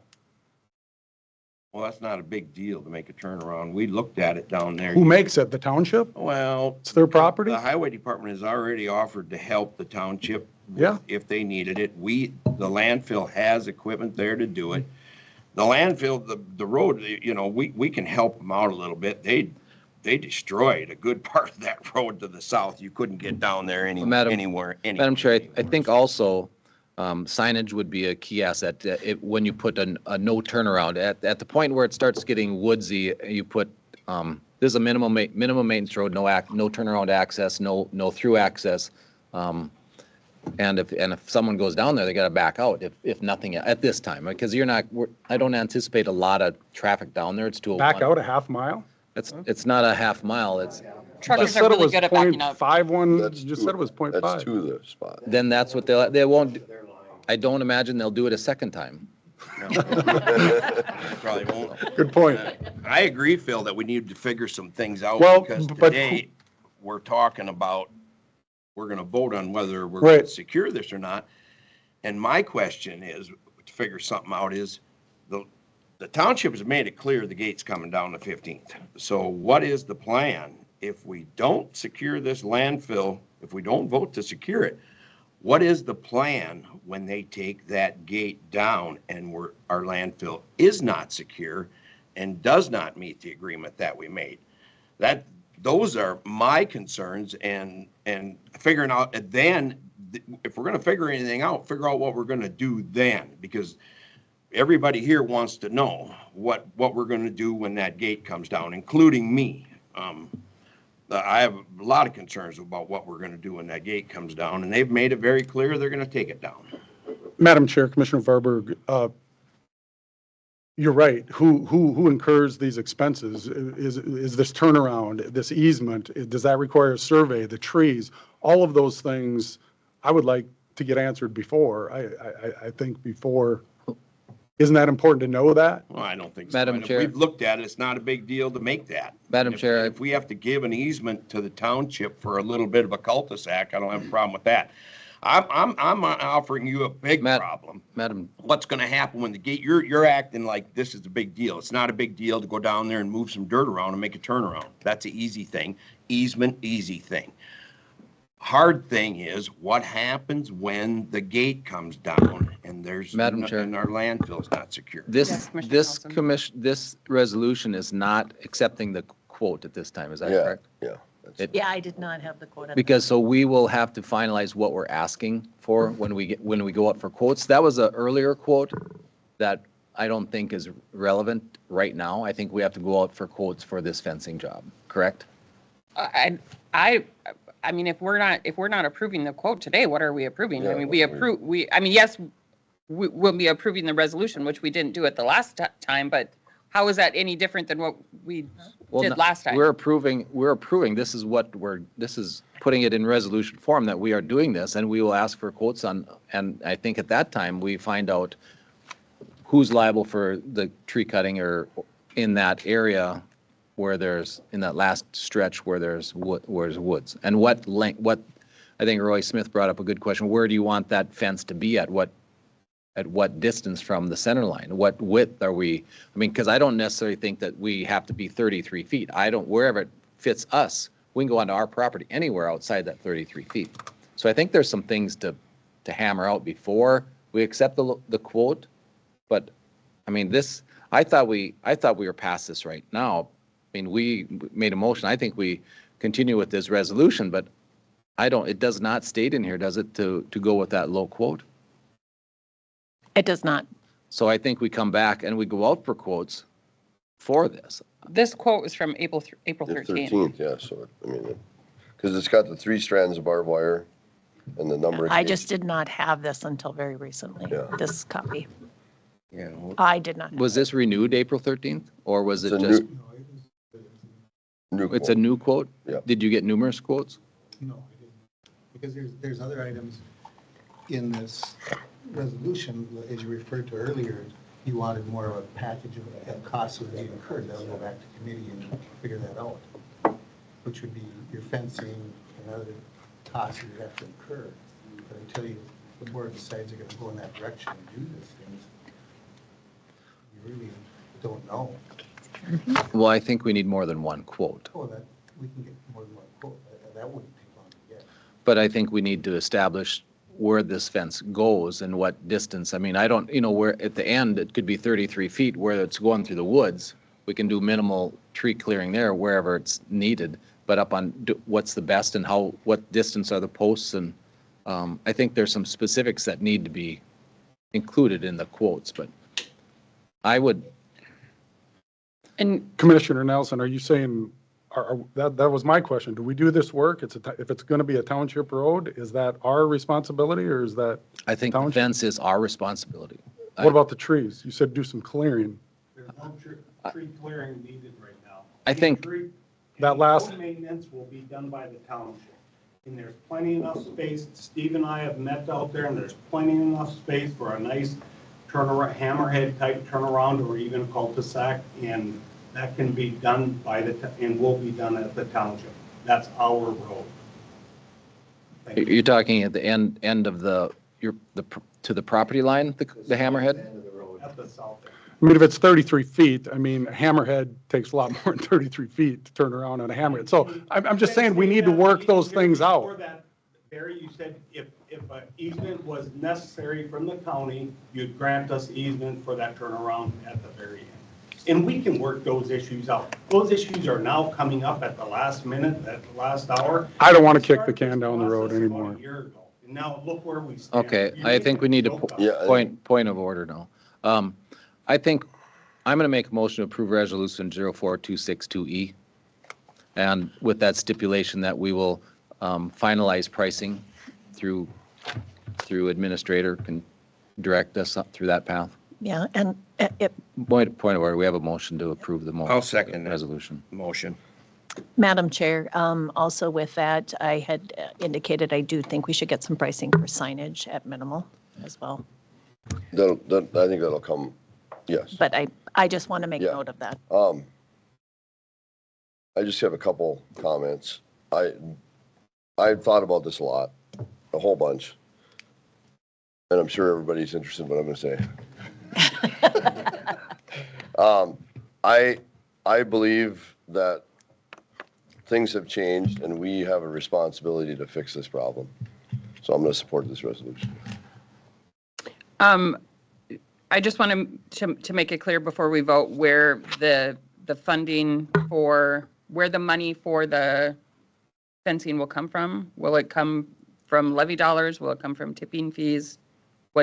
What is the plan for funding it? Madam Chair, I assume it'll come out of environmental. Yeah, we That's have my money in assumption, but environmental, I that's what didn't- it's for. Yeah, and I agree with that. I come on environmental, and we may end up Which is tipping adjusting our fees, tipping right? fees, yes. Okay. Any further discussion? Madam Chair, just one, I didn't have this last time, last ditch effort. You guys said you can't build the road on the south side of the HHW building. I mean, this came from our engineer and construction management guy, if you want to see it. It is possible for $30,000, so. Madam Chair, just to reference that, even if it's possible, if the property owners aren't willing to accept that, it's a moot point. Yeah, it is, and it's, I don't know, I'm just gonna tell you, because I talked to Mike Ingham, he couldn't be here, he had a funeral today, but he told me that if the gate doesn't come down, or if the gate goes back up, the family's gonna sue us. And we've been pumping polluted water onto this property, onto their land for many years. All right, I think And we're so- getting Yeah, off topic here. well, So you let's, start talking about this, he asked me to tell this, that there will be a lawsuit. if this doesn't come, and I don't want that. I think this should be handled today and done right, and so. Okay, any I'm further so- discussion? I just want to say, I support this in the principle that we need to fix this issue because I don't think it was done right. I don't want to listen to any threats because I don't respond well to threats. I'm supporting it, but I don't want my mind changed by somebody threatening us to do this or that. Well, it's just the property owners, Dave, that Call have the- been I call the waiting question. for a year. I call the question. To handle this, and they are Point threatening of now order, call the because they question. haven't been treated right. So now they are. Now they've had it. I think it's important, Madam Chair, if you just vote on this. You have the Yes, motion on let's this. vote, get it done with. Yes. All right, roll call vote. Aye. Aye. No. No. Aye. All right, motion carries. I just want to say one final thing before we're done is my issue with this is it has been this way for 30 years. And I wish that had this been this big of an issue that the county had done it wrong as though you say we did, this would have been taken care of long before my time here. And that we wouldn't have waited 30 years plus years to fix it. So that's my final thing. Thank you. I would like to say something. This issue should have been taken care of by the county originally. Correct. That's what I'm saying. I wish it would have been done long before my time. But it was the county. They dropped the ball in getting the township to vacate the road. They also dropped the ball when my grandparents signed the form saying, yes, we agree to this. It was never filed by the county. So ultimately, this is the county's fault. So I do feel it should be made right. Okay. Moving on to our next thing. Cody.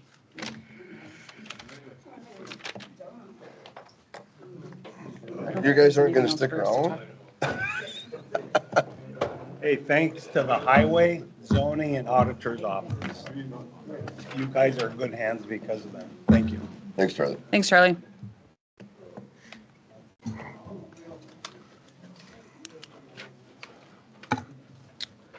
Hi, Cody. We didn't get quite as far on this, so there wasn't any documents in the packet, so I'll give a quick update. But we were looking at our business subsidy policy for the county. You know, it looks like it hasn't been updated since around 2007, I think the last draft that was passed by the board. So there's a lot of outdated language in it, old references to old programs that were through the state that no longer apply. So, you know, there's some redlining and stuff to remove, some statutory updates. But really, we just want to get it updated to align with, you know, some of the new information, potential priorities of the county. You know, recently the county went through the comprehensive land use process and has some updated information there. But ultimately, we just want to be in compliance and make it more seamless for, you know, business subsidy opportunities. You know, right now, we currently, we get a lot of inquiries that are related to like gap financing for business expansion, equipment, stuff like that. And it makes it kind of difficult to do some of that without, you know, a clear business policy in place. And then once that's passed, we have some intake applications and so forth like that that are already prepared that we could implement to make it a little more of a seamless process. But I guess one thing that's a requirement in order to update that too is to set a public hearing, which you can set at a future date. Ideally, we would have been targeting maybe next month sometime, but I'll probably be gone, so I don't know if we want to push it back a little bit. So you could either, you know, set a public hearing date in June potentially, or we can wait and I can, you know, provide an update with a recommended date at the next commissioner meeting possibly, or maybe have Carrie, you know, propose the date to set the public hearing or something like that. But we have the document mostly updated, and so, you know, we could, if we did set a public hearing, we'd be ready to present it. So Should we set the public hearing for, May 19th? well, no, I was thinking the second in June. June? The Well, second I'll be- meeting? Yeah, second meeting in it would June. probably have to be the 16th, because then, unless, I mean, I'll be gone probably through this time, a little bit of time next month.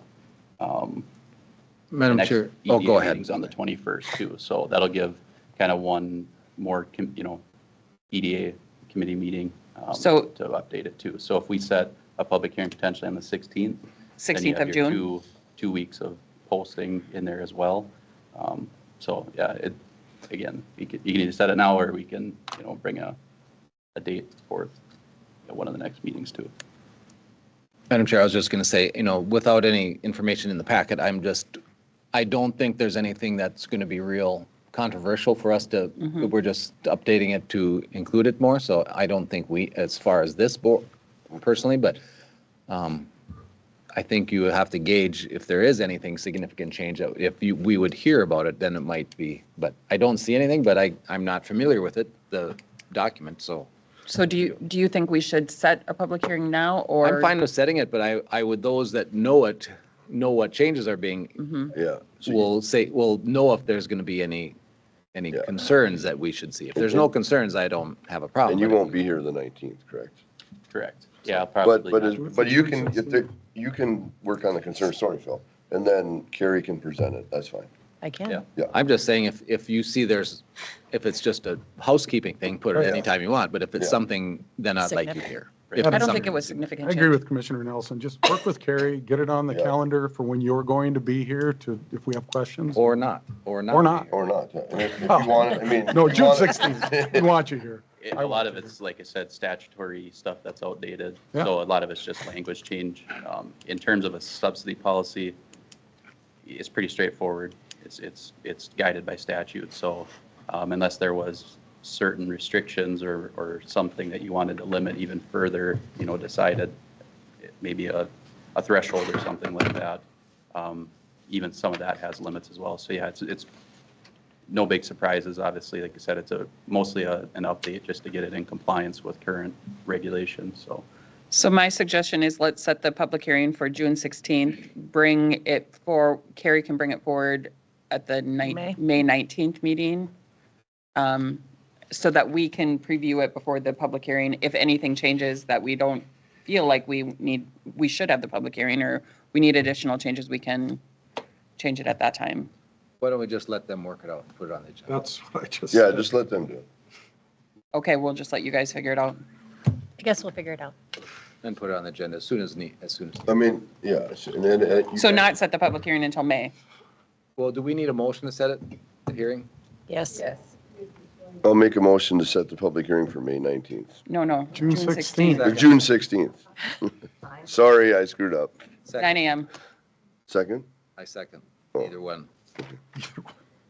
Either one. All right, we have a motion for June 16th at 9 AM and a second. Any further discussion? Yep, 9 AM. 9 o'clock. Yep. All right, any further discussion? All those in favor say aye. Aye. Opposed? Motion carried. Madam Chair, can we change the agenda? Can we put the 10:20 right now? Yeah, That's a great we're idea. going to take a break. 10:20, that was yesterday.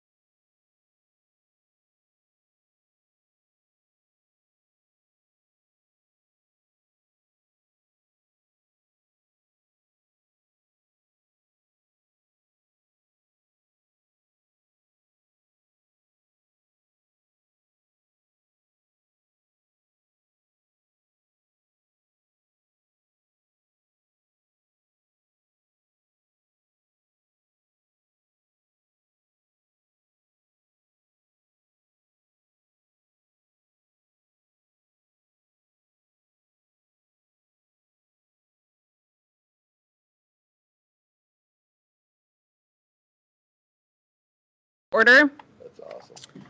and we will welcome Amanda Cupola and Jason McCoy for a presentation on tobacco-free grounds. Thanks for Welcome. having us.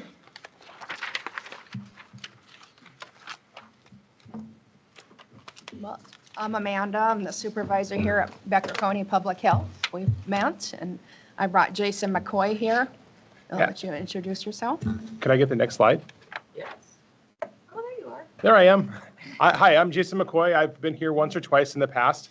I've been working for Clay County Public Health for 11 years. I've worked for our Partnership for Health, CHB, for all of that time as well. Madam Chair, you filled us in on the marijuana thing, didn't you? Absolutely, absolutely. And I'll be back later this summer to talk to you some That was more a great about what you guys could presentation, do. by the way. Thank you. I hope you think the same for this one as well. So yeah, I've been doing this for 11 years. Originally, it was Becker, Clay, Otter Tail, and Wilkin County. So I've helped with about 34 different ordinances, multiple policies, things like that. So I was asked by our CHB to come and give you guys this information to kind of help you along with making a decision as to how you wanted to do this. Let's do next slide. So along the way, I've kind of learned to put my presentations in a little bit of a different format. I want to start today with spirit, kind of talking about why we might want to think about doing something like this. Next slide. Oh, okay. Let me back up for a second. We'll give you a background. So, as part of our SHIP funds that come through our CHB, one of the things that was a priority was to pass a tobacco-free grounds on every county. As background beyond that, as far as the state is concerned, there's only 10 counties right now left that don't have a full tobacco-free grounds policy. That was a state? As far as our entire state of Minnesota. That was a state goal? Yes, yeah, and so it's through our SHIP funds. One of the requirements to get those SHIP funds was to work on this. It doesn't say that specifically that we have to pass it or we lose the funds, so I want to make sure that I'm not fear-mongering here, but just so you know that it is something that through that program they want us all to be working on. So when we think about this, reasons for, we want to realize, first of all, nicotine dependence is real, right? Whenever a person is addicted to nicotine, that's a hard thing to work on, to work through. We don't want to be harsh about that. We want to actually help. So we want a policy to actually support people to move towards health as opposed to penalizing them for something that they might have made a choice to do.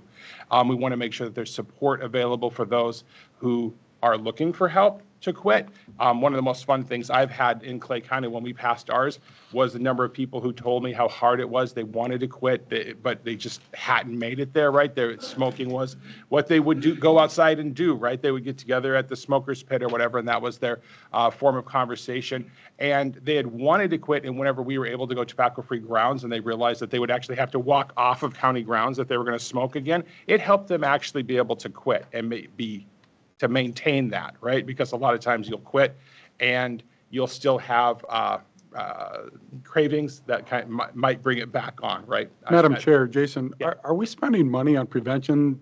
If people never start, you don't got to get them to quit. It seems like that'd be a more effective or use of money. Is that happening as well? Absolutely. This school year, I've actually been at Detroit Lakes High School. I've trained from your 7th to 12th graders. I've been out at Frazee. I've been at Lake Park as well. So I've been doing a lot of the prevention education.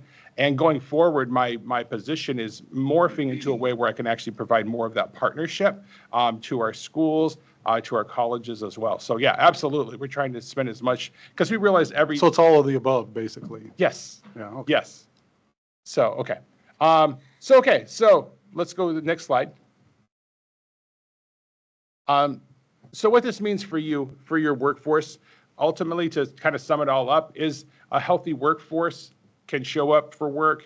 There's less days that are missed.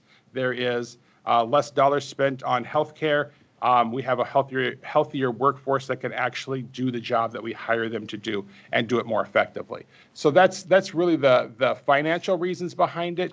But most importantly, I just want to put forth that the idea is not to make this a hardship. More, I want to celebrate the fact that I know you guys want all of your employees to be healthy. You care about the people that work for you. Clearly, just sitting in your meeting, I can tell that you guys have real passion for the people here in Becker County.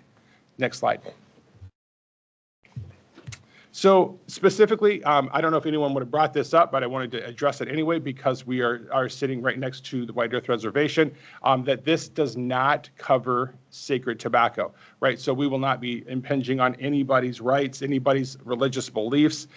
So sacred tobacco specifically mostly is usually red willow bark. There's not nicotine included in it. It's not hurting anybody. And so therefore, we don't want that as part of the policy. So just want to make sure to make a statement on that quickly. Next slide. The science behind this, next slide. What we're talking about, cigarettes, right? Right now, you have a policy that indoors a person can't smoke or vape. That's state law, right? State law, Clean Indoor Air says that exists. What we're talking about is including other tobacco products as well, and stepping outside of the building to the grounds that you actually cover and own. So we're talking about cigarettes, cigars, smokeless tobacco is constantly changing, vaping and hookah use. Madam Chair, Jason, that vaping, that's come on the scene in the last decade or so. Is that smoke that comes out of vaping, is that as bad as nicotine or cigarette smoke? Absolutely, at this point in time. So it's been around for about 15 years. Science is saying it's about 50-50 as to which one's worse. In my personal opinion, I think vaping is worse because you can intake it faster than you could smoke. As example, I work with kids that they start vaping and they might go through an entire cartridge in a weekend after having started for like a week. To put that in perspective, that would be like saying they managed to smoke 4 to 6 packs of cigarettes after just starting a week ago. And it's just as addictive? Every bit. It's more so because so much more nicotine can be packed into one cartridge. So yeah. Next slide. Zyn is the new product out there, just to let you guys know. And if you ever want me to come and actually cover specifically, I have a presentation that just kind of delves deep into this. But Zyn is the new product. They're nicotine pouches. Just like vaping is the new smoking, Zyn is the new chewing tobacco. They'll try to tell you that they're not tobacco products because they're made out of synthetic nicotine, but research has already proven that they're every bit as addictive. And every one of those pouches has as much nicotine as 3 to 6 cigarettes. So that's quite a bit of nicotine that gets taken in at a single time. Next slide. I talked about that one already. So next slide, sorry, jumped ahead. So how does the tobacco industry keep getting more people, right? Because that might be your question. I can remember talking 10 years ago to individuals who were like, hey, we're going to age out of the smoking problem. This won't be something we even need to worry about. Well, advertising, it gets spent so much on social media nowadays, and it's mostly product placement, right? We all know how that works. We all have people that we like to look at on social media or follow on TV or whatever, and we watch what they do, we watch what they wear, what they listen to, and this really affects our kids and affects our young people that are coming into the employment market. So the tobacco industry spends about $1 million an hour on reported advertising, right? They can't advertise on TV though, can they? No, they're not allowed to, but product placement wise, they can. I mean, I asked this, I just presented to 500 middle schoolers yesterday, and I asked them, how many of you seen movies that have smoking in it? Every single hand's up, right? How many have you seen with vaping in it? Almost all the hands went right back up again, right? So it's product placement, it's influencers. Well, you say in a C-store, I mean, they're eye level in every Absolutely, right? So the advertising is there while they still keep telling the exact same lies that the tobacco industry was sued for, right? They still try to tell us that nicotine is not addictive, that it's not harmful, that it's not going to be addictive. But I keep asking the question, if they spend $23 million a day to tell us that something isn't hurting us, why do they need that much money, right? Okay, next slide. Nicotine and mental health is really my biggest concern after having a career in this arena. There's a lie, I'll just call it out. There's a lie that nicotine is going to cure mental health. Most of the teens that I talk to, they started because of anxiety and depression. The reason why they start is because they start self-medicating, right? They see a doctor, they're given a prescription, they go home, they try it, they don't like the side effects. I mean, I understand this. I've had anxiety myself. I've tried some of this stuff. My daughter goes through this situation as well. whenever you're not wanting to use the pill and you set that aside, there's always someone willing to tell you, hey, this is going to fix the problem. This is going to make you feel better. And what I challenge kids when I talk to them about it is, if we have to take a drug like this to make ourselves feel good, is that actual happiness that you're bringing into your life, right? And I don't have time to delve deep into that science, but addiction, nicotine addiction will make them higher, if that, forgive the expression, but it will make them happier is how I describe it, because of the dopamine center that it hooks into, than just anything else in their life for about 15 minutes. And then they crash, and they crash lower. And that's the reason why the person reaches for that next cigarette, that next vape, right? We call it nic fits, right? Nic addiction. They think that they're helping themselves. And as they move through that, the addiction gets deeper. Oops. Next slide. I don't know what happened. I still up here. That's not me. Somebody take over our computer? Judy, the industry heard me. It's the big company, Right. big We're brother. not getting hacked. Judy! I got booted out. I think it's the Marlboro Man. Marlboro Man. Or Joe the Camel. Joe Camel, yeah. Think of how that has changed. Yeah, I talk about that a lot. All the Marlboro All and. the Marlboro miles. Mhm. Yeah. Your doctor says that Marlboro is better than some other Yes. cigarette. I show And some yet of a those doctor old standard. advertisements to kids, and I picked 4 of them on purpose. One of them is a dentist telling you that to take care of your teeth, you should smoke. One of them is a doctor saying that if you want better health, you should smoke. One of them is a doctor telling you if you have asthma, you should smoke a cigarette. And then my favorite one. Was that JFK? No. But that's an interesting, we could talk about that on another time. I said RFK. But the other one is how they would target moms and parents, and it says that if you want to be a better parent, you'll be calmer if you're smoking. You know, the things, and the kids laugh, and I want them to, because that's old school advertising that they can't do anymore. But nowadays, this is how they chase them, right? They chase them with influencers, and they chase them thinking that this is going to cure their anxiety and and depression and mental health. Next slide. So ultimately, what we find with the research, and we've got just decades of this to go off of, is that the addiction actually brings on more anxiety, brings on more depression. It makes it worse for some people who didn't have anxiety to begin with. It starts coming around, right? Because if these cravings keep hitting you on a time when you can't reach for what your addiction is, you have to find ways to make that craving get fulfilled. Next. Just a quick, I talked to you guys about cannabis before, so I'm glad that you remembered.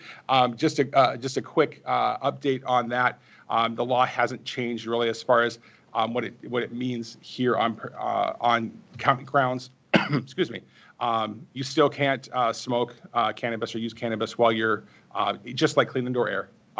As far as use, as a county, you can't tell your employees, most of your employees, that they can't use. But if they work with youth or adults that have disabilities, they're not. If they use a firearm, they're not allowed to use it. If they need a CDL for their job, they can't use it. Yeah, those different ones. Also federal grants. If they're working, like for myself, if there's a federal grant passing through, they can't use it as well. So those are the individuals who absolutely have to abstain. Outside of that, we're not allowed to just randomly drug test people, but if there's a reason why someone's job performance has fallen and there's a reason to think that that's what's going on, then it is lawful to actually ask for a drug test to see if that's going on. So it got protected a little bit more, cannabis got protected a little bit more than tobacco did whenever the law was put into place. Any questions about that real quick? I'll pause. I got a lot, but I bet. not for now. He'll call you. It's a growing. Okay. And feel free. I'm your resource. Go ahead. Next slide, please. So action. How do we make this happen? Next. Process. The process for this is actually really, really simple. I'll start off by saying that I never recommend passing this kind of a policy without giving it some lead time, some lead time. I recommend at least 6 months, because if there's people, and let's be honest, there's probably people that work for Becker County right now who use tobacco products. We don't want to tell them that, hey, tomorrow you have to quit, or you can't do this here. We want to give them time and encouragement to quit, and we want to provide those cessation services along the way. So, Madam Chair, Jason, just Yes. where we're going here, Yeah. we're one of the 10 counties that don't have a tobacco-free grounds. Correct. So that's the end game here? Yes. Oh, okay, I did Yes, not I'm sorry. know that. I should have led with that a little stronger. Yeah, we're here to present this, and then you will make the final decision. Got it, okay. Yes. All right. Yes. And to clarify, this is for employees. Yes. This wouldn't be for visitors, like for our parks and things like that. We wouldn't be putting signage up for visitors saying this is a tobacco-free grounds. This is for employees. Yes. Yeah, we wouldn't want people to be smoking or vaping on our grounds, but I would never, ever ask law enforcement to be chasing a smoker through a park. That's just, we have way more things to do. I'd like to see that. What we want instead, what we recognize with most tobacco control is that that signage, that the policies work. Most people want to follow through on the policies, but specifically this is to help the health of our people, of the people that we employ. Jason, okay, so I walk outside the courthouse and you got a sign right there that says no smoking, but you got an employee that's smoking and they have to go out, and I see them in their coats and just freezing, but they got to get that next hit. Yeah. So we're saying, okay, don't do it. And I get people walking in the doors and the smoke wafting around. You don't want to, but I mean, if people smoke, they're going to smoke. We just want to do them off county grounds. Is that what we're shooting for? That is the goal. And it feels simplistic, but what we find is that actually helps support them. Data shows us that out of every smoker, 6 out of 7 of them want to quit at any given time, right? So this is an incentive? This is an incentive. Absolutely. It's a positive way to move forward. It's like shock therapy. Except we're not telling them that they can't smoke, just don't do it on county grounds. So I will be just straight up with you. We have people at Clay County that will just walk off of county grounds to be able to smoke, right? Because some people, you're correct, some people the addiction is that strong. But I've had equal number of people who have quit because of this policy, and it helps them be reinforced with an area that redefines their health, right? And helps them. So ultimately, if we look at it from the perspective that we're trying to help people, that's good. If we think that we're doing this to people, then we feel like the villains, right? So I can't tell you which direction you want to think about this, but that's the direction that I personally am headed. So, okay. All right. So as far as a procedure, if you are ready to move on something like this, what happens is we draft a policy, we bring it to the wellness committee, we start working with our supervisors to train them. What is this going to look like? We start communication so that every employee knows this is coming. It will not be a shock to anyone. That's why I say a lead time of 6 months, 8 months, whatever you want to set it up for. It gives people time to work through this. Next. And Cody is online, and I did talk to him, and we don't have a wellness committee right now, but we could bring it through safety committee. Yeah. Richard, you want to handle it? I do. I want to see working with the sheriff and chase these people. Madam Chair, Amanda, do we know how many people we have at the county that smoke? I don't think so. Can we ask that question, or do we? I don't think so. You can't? We have, at Human Services, we have a handful, but I wouldn't know an exact number. Yeah. As far as policies are concerned, the nice thing is you don't have to pay anybody for a policy. We already have them. They're written by third parties, by American Lung Association, and folks like that have really good handbooks that can walk us through that we can obtain for free. Next. Best practices include all of the tobacco products. You don't want to leave, otherwise you just take somebody's addiction and move it from one product to the other. That includes chewing tobacco? Yes, yeah. If you apply it to your leased buildings, grounds, company vehicles, it makes it go all the way across, in an equal way. As far as enforcement is concerned, I always recommend you don't handle this differently than anything else. If you have a disciplinary measures that you use for anything, use it that way. You don't want to pick one thing like, say, smoking, as we were just joking about chasing them around. Like, you don't want to handle it in a different way, right? So if there's a way that you handle someone who's tardy to work, or if you handle someone who's otherwise being obnoxious in the workplace, right? Handle it the same way. We want to promote the cessation, right? We don't want to, again, we're not trying to hurt people. Next. Well, if you're not trying to hurt me as a smoker, I'm not a smoker, but right, then leave me alone and let me do my business. That's what they'd say, right? That is what they would say quite often. It depends on where we want to stand at that point in time, right? Well, okay. So where do we want to stand? Are we calling Sheriff Glander to come out the front door and? Or HR? I will tell you this, at the other 3 counties that I've helped pass these policies, we've never had to chase anybody. So the signs are up, we went through, walking through, giving them the 6 months time. We have the signage, which, by the way, we have that for free as well. So once that's up, our people just didn't use that. If every once in a while, if we saw an employee who was smoking, we might just mention, hey, there's a policy, and they adapted, right? We didn't have to worry about, this never became something that someone was fired about. It became very easy. On a side note, one of the people who actually liked this the most was one of my biggest opponents in the beginning, was our grounds maintenance supervisor.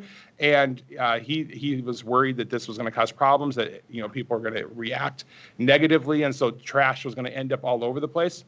And he's like, you know what, you guys made my job 50% easier. Like, I don't have to sweep up cigarette butts anymore. We don't have tobacco trash all over the place. So it made things a lot easier for him. As far as advanced, like I said multiple times now, advanced notice, we want that steady drumbeat of messaging. We want people to know this is what we're doing, so it's not a surprise. I always, we're talking about nicotine, but I always think about coffee, for example. I mean, it's the legal drug of choice, right? Most people like their coffee, and if we tried to tell people if they couldn't drink coffee, that would be a big problem. If we took it away from them on the day of, that's okay, you can laugh. If we took them away the day of, that would be a problem. Tobacco 21, if you guys remember, about 5 years ago now, Tobacco 21 was passed overnight, like on December 30th. So there were people who went to bed thinking that they could go buy smokes the next day after their New Year's Day party or whatever, and they woke up and they weren't able. That wasn't the right way to pass these kind of laws. We want to give that time. For supervisors, we can train them on how to handle the conversations. All of these questions that you guys are asking, we would want them to be prepared to answer, because we don't want to put them on the hot seat. And quite honestly, we need them to be supportive of the policy as well. Next. So communication assistance, like I'll say this over and over again. Free. I can help with this. We have people that can help. We have people that can help with signs. We have people that can help with the communication, with the posters, all these things. It should cost Becker County $0 to pass this policy and to enforce this policy. Next. Yep, here's an example of the signs that we have that we can provide. Next.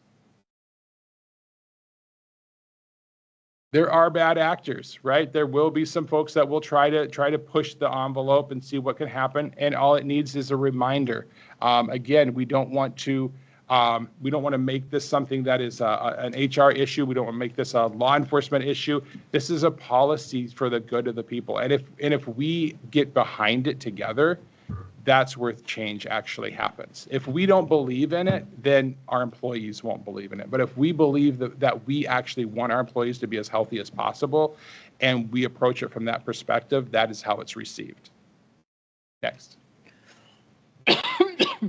Cessation support is free as well. Here in Minnesota, we're blessed that we have the Quit Partner Services. They've been around for 6 years now. Before that, they were Quit plan for about a decade. They're very good at what they do. They're free. You can either text them, you can call them. They will provide free nicotine replacement therapy if a person wants it. So let's say the person doesn't want to stop smoking or doesn't want to stop vaping. They can get free patches to wear while they're at work. And then the minute they are off the job, they can do whatever they would like to off county grounds. This oftentimes helps county insurance when this kind of policy is passed. Makes it, if you have a tobacco-free grounds, it actually helps insurance providers provide better rates for us. And just to have understanding for the people as we're going forward. 11 years ago, I was rah, let's get them all, you know? But nowadays, I recognize that addiction is hard, right? And we all deal with things. So we want to try to help as much as we can. Next. Okay, and bringing this together, next.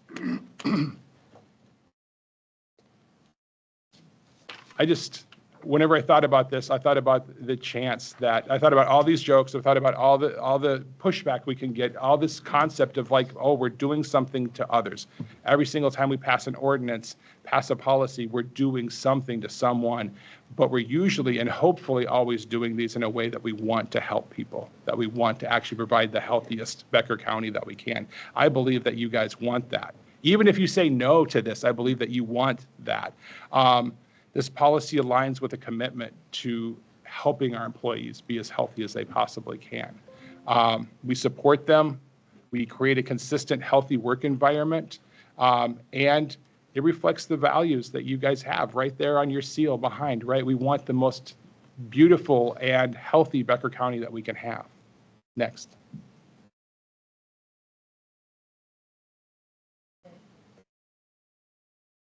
So again, we change the dialogue. We don't think of this as things we're doing to people. We think of this as helping everyone. Because as much as we think about the few who might smoke, we should also think about the 99% who don't, right? And their health as well. We can change our norms to be healthy. Becker County is synonymous with health. We think about Detroit Mountain. We think about the biking, the hiking, the trailblazing, all the awesome things going on here. This is one more thing that should just be part of that package. Next. And again, most people will comply. We have not had to call down anyone. It was funny because in my job, it was originally thought that I was the tobacco police, that's what my job was. I've only had to talk to 2 people in 11 years.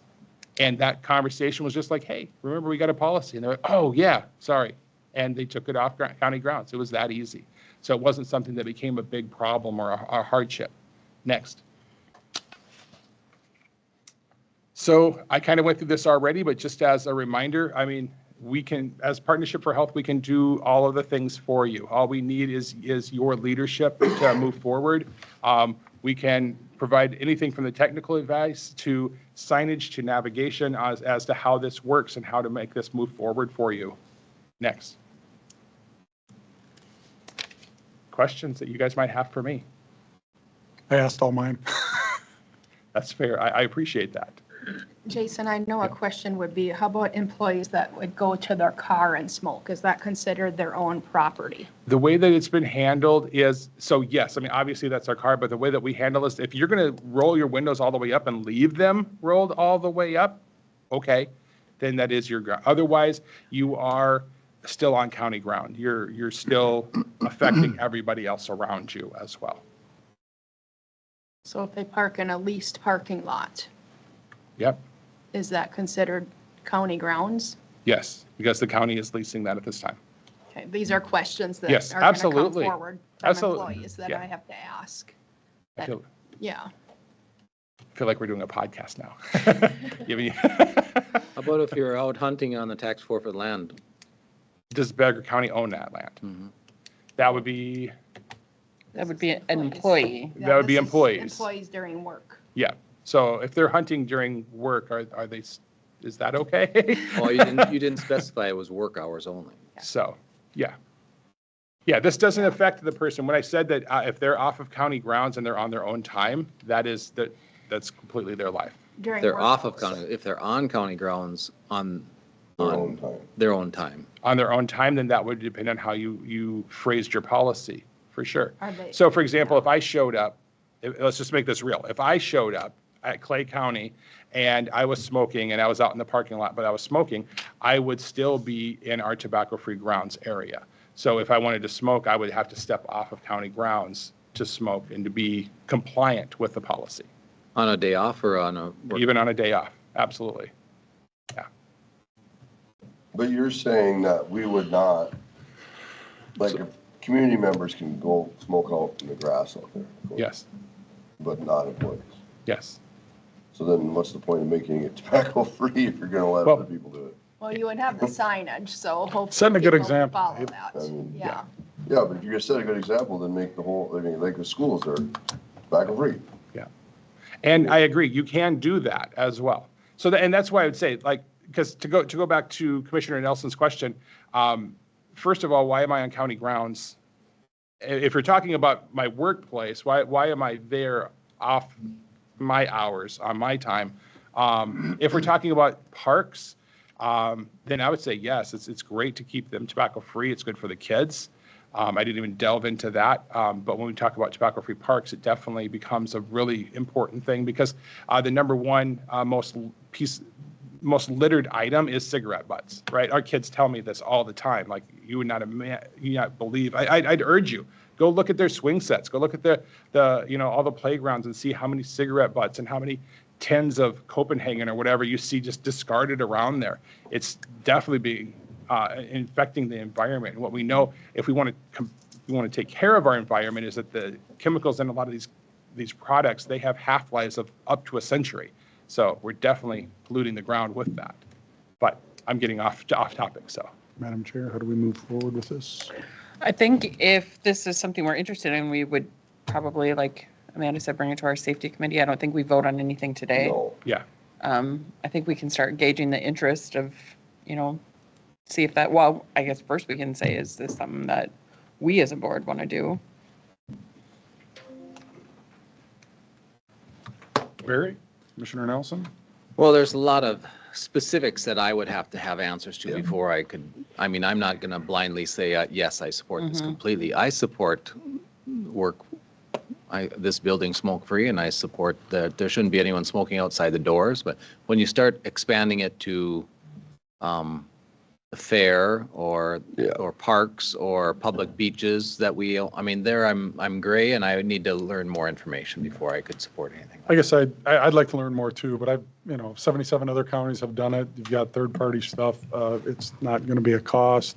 Is it the right thing to do? I think maybe it comes down to that, and I'd like to learn a little more, I guess, or get schooled up a little bit, but I'm not opposed to it at this point with everything I've heard here. Mm-hmm. Yeah, I would agree. If that helps anybody. I don't want anybody sitting in their car with the windows rolled up. No hot boxing. So I don't know what to do about that. I think Richards should handle this at safety. Yeah, we'll talk. Come back with a recommendation. See what they say. I'll get a draft policy from Jason and the American Heart Association, Lung Association, and then get it to Cody and bring it through to the safety committee for discussion. Yeah.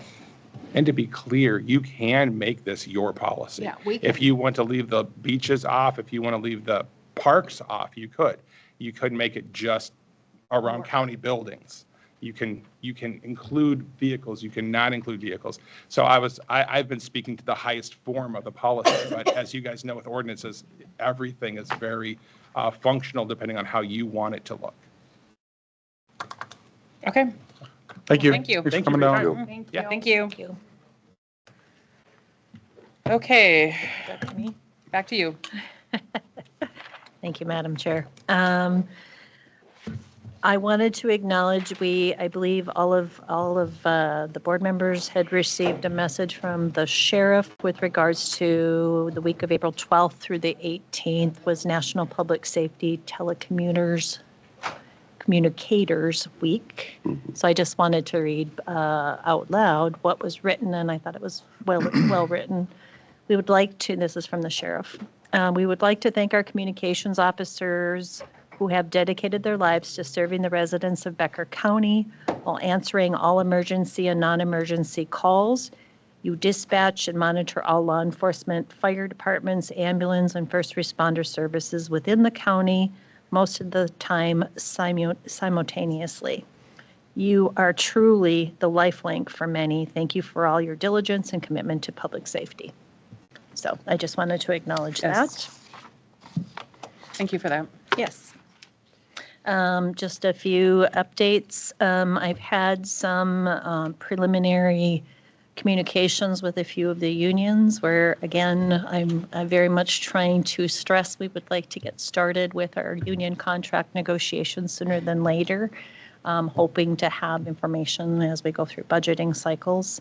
I haven't had any bites yet on actual dates, but I keep any opportunity I have with business agencies, I bring that up and try to get them to commit to Madam something. Chair, Carrie. Yes. Is that for all the unions, or they're just, we have 11 different unions, is that 9. right? Is that 9. for all of them?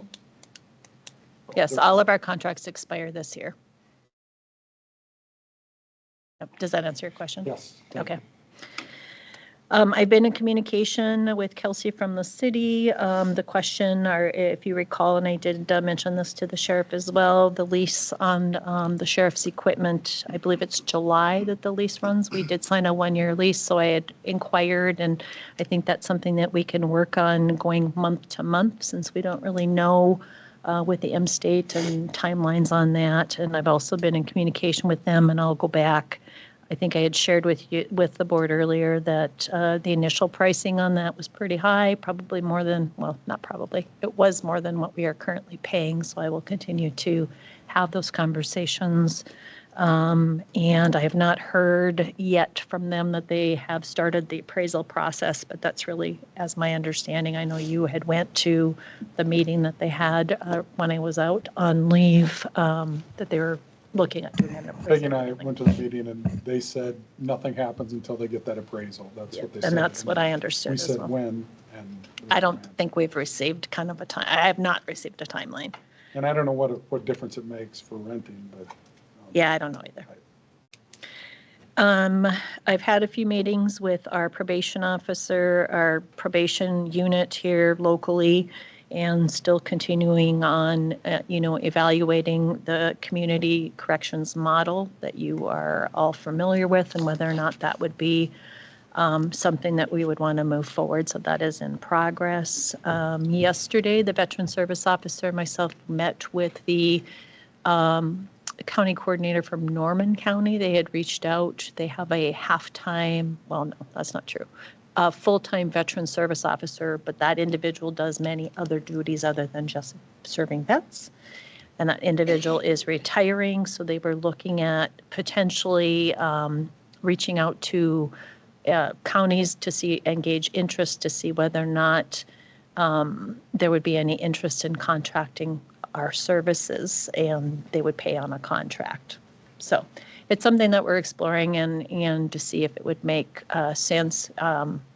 Obviously there's many kinks that would have to be worked out with that, and potentially, adding a half-time staff that they would, potentially, again, they've got budget money for it. It's just a matter of, and our veteran service officers have been very successful in claims and different things that they have done. They're really busy too. That was my question is. I do don't have think the they could do it just with the two of them, no. And So we don't have the capacity then? Yeah, but if we enter into a contract, I think, again, structurally, we could look at some things, whether that's sure. An assistant. Are they both staying back full-time? here. Yes. So anyway, we're just exploring the option. We're not committed by any means. And what else do I have? We had a department head meeting yesterday, and we are focused on a few things. Some of the topics that we had discussed, there's been a higher number of data requests in different departments, so we're managing that a little bit different. So we have had some conversations if we should, and Human Services also offered to update some policies and fee schedules to make sure they align with the appropriate statutes. Different departments have different statutes that they follow about what they can release and what's public and what's private, and et cetera. So that was a conversation yesterday with department heads. a couple of other topics that I know this board was interested in. They want to, as department heads, review appointments to different committees and tracking and trying to standardize, some of that. And I know Peggy tracks some of that, but I don't think I told you yet, Peggy, but they're going to pull you into that meeting. Thank you. I'm busy that day. As well as a couple of other items that were discussed yesterday. I know you've referenced the organics program that is rolled out in the county. And I have stated to department heads, and again, I think it's very important that as a county, we also support this program and make sure that within our buildings that we are participating in the organics program as well. So that is, we've got the bins, and, we want to be, model what we're asking others to do. So we were just, between Brent and Steve, they were going to work out, the formalities of that and training custodial staff and some of those things. Yeah, I think our third floor meeting room, we just have a garbage up there. We don't have a recycle thing. So, Right. there are, good point. Thank you. So, yes, so department heads were all brought into the loop on that yesterday. The last item we talked about was the budget process and trying to start that. I would like to see us to do some preliminary work on budgets in May here, and I did speak to department heads about that. And I'm going to start working on a schedule preliminary so we can start that process, as well as, preparing department heads to be able to provide additional information and specific line items to justify amounts and things that they have in there. So they, again, that was information that was provided to them as well. All right, any questions on, that was a lot of topics. No questions. No questions, good. All right, so the other thing that I had, legislative update. I went and I'm still trying to get my feet back under me. So I should say thank you for everybody that was covering for me for a couple of weeks when I was out, including the administrative staff and department heads. So I was just really trying to track, where are some of these legislative things that we've been watching? And I would have to say, probably in summary, not a lot has happened. I would agree. Yep. Everything's kind of out there. Deadlines are coming. I think they're in session for 3 more weeks. And, the governor does have out a budget that funds some of these unfunded mandates potentially, but nothing has passed.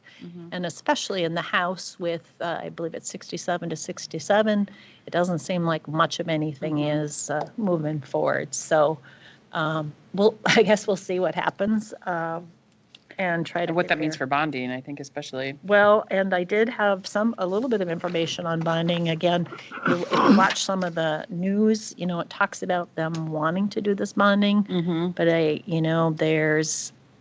they're talking about dollar amounts that would be available for bonding, but then there's over 5 times as much in requests of what they're even talking. So what that looks like. So then they have to decide. Correct. So Yeah. And again, those things that are on our radar legislatively, with the SNAP and the administrative fees that go along with that, and error rates and reviews and the systems that have been talked about, that continues to be talked about, but no decisions have yet to be made. And again, what that really looks like and how much money that's going to take, I don't think anybody's committed to that yet, as far as I could tell. I did reach out I know that at our work session, we did have some discussion on, or the request was, what do other counties do with this, with the opioid funds that we do receive? And I did put out the question to the other administrators. I did have some counties that had responded, and of those responses, I didn't get a lot of them, but of those responses, really, there are other counties that do utilize it internally for their own programming and don't do an external RFP process to, community partners. And then there are some that do it similarly to how we do it. I didn't really find, I know that was kind of floated around as far as, maybe we, as a county, wanted to explore the option of setting aside a portion of that money and then the other goes out for RFPs to outside entities. I didn't see or hear from any counties that split it. It was really all or none is really what I was finding. So that's information. Madam Chair, one of the things that you worry about with giving big grant monies and these funds going out, then we really have no way to track any of those funds that go out. I mean, we hope it's doing a good job. with the fraud that's happened at the state level and the federal level, you just want to make sure, how do we protect these going into what you want? And I started wondering, again, I'm just thinking out of the box, would it be better for us to finance the individual that needs treatment than to finance a place that they want to go to, than a place to go to? Because then now they still can't afford it if it's not court ordered. I'm just wondering. That was one of the projects that was awarded for I believe it was for outpatient, for them, if they didn't have insurance, that they would pay for that. So that was where part of it went. I don't recall if we used all that funding.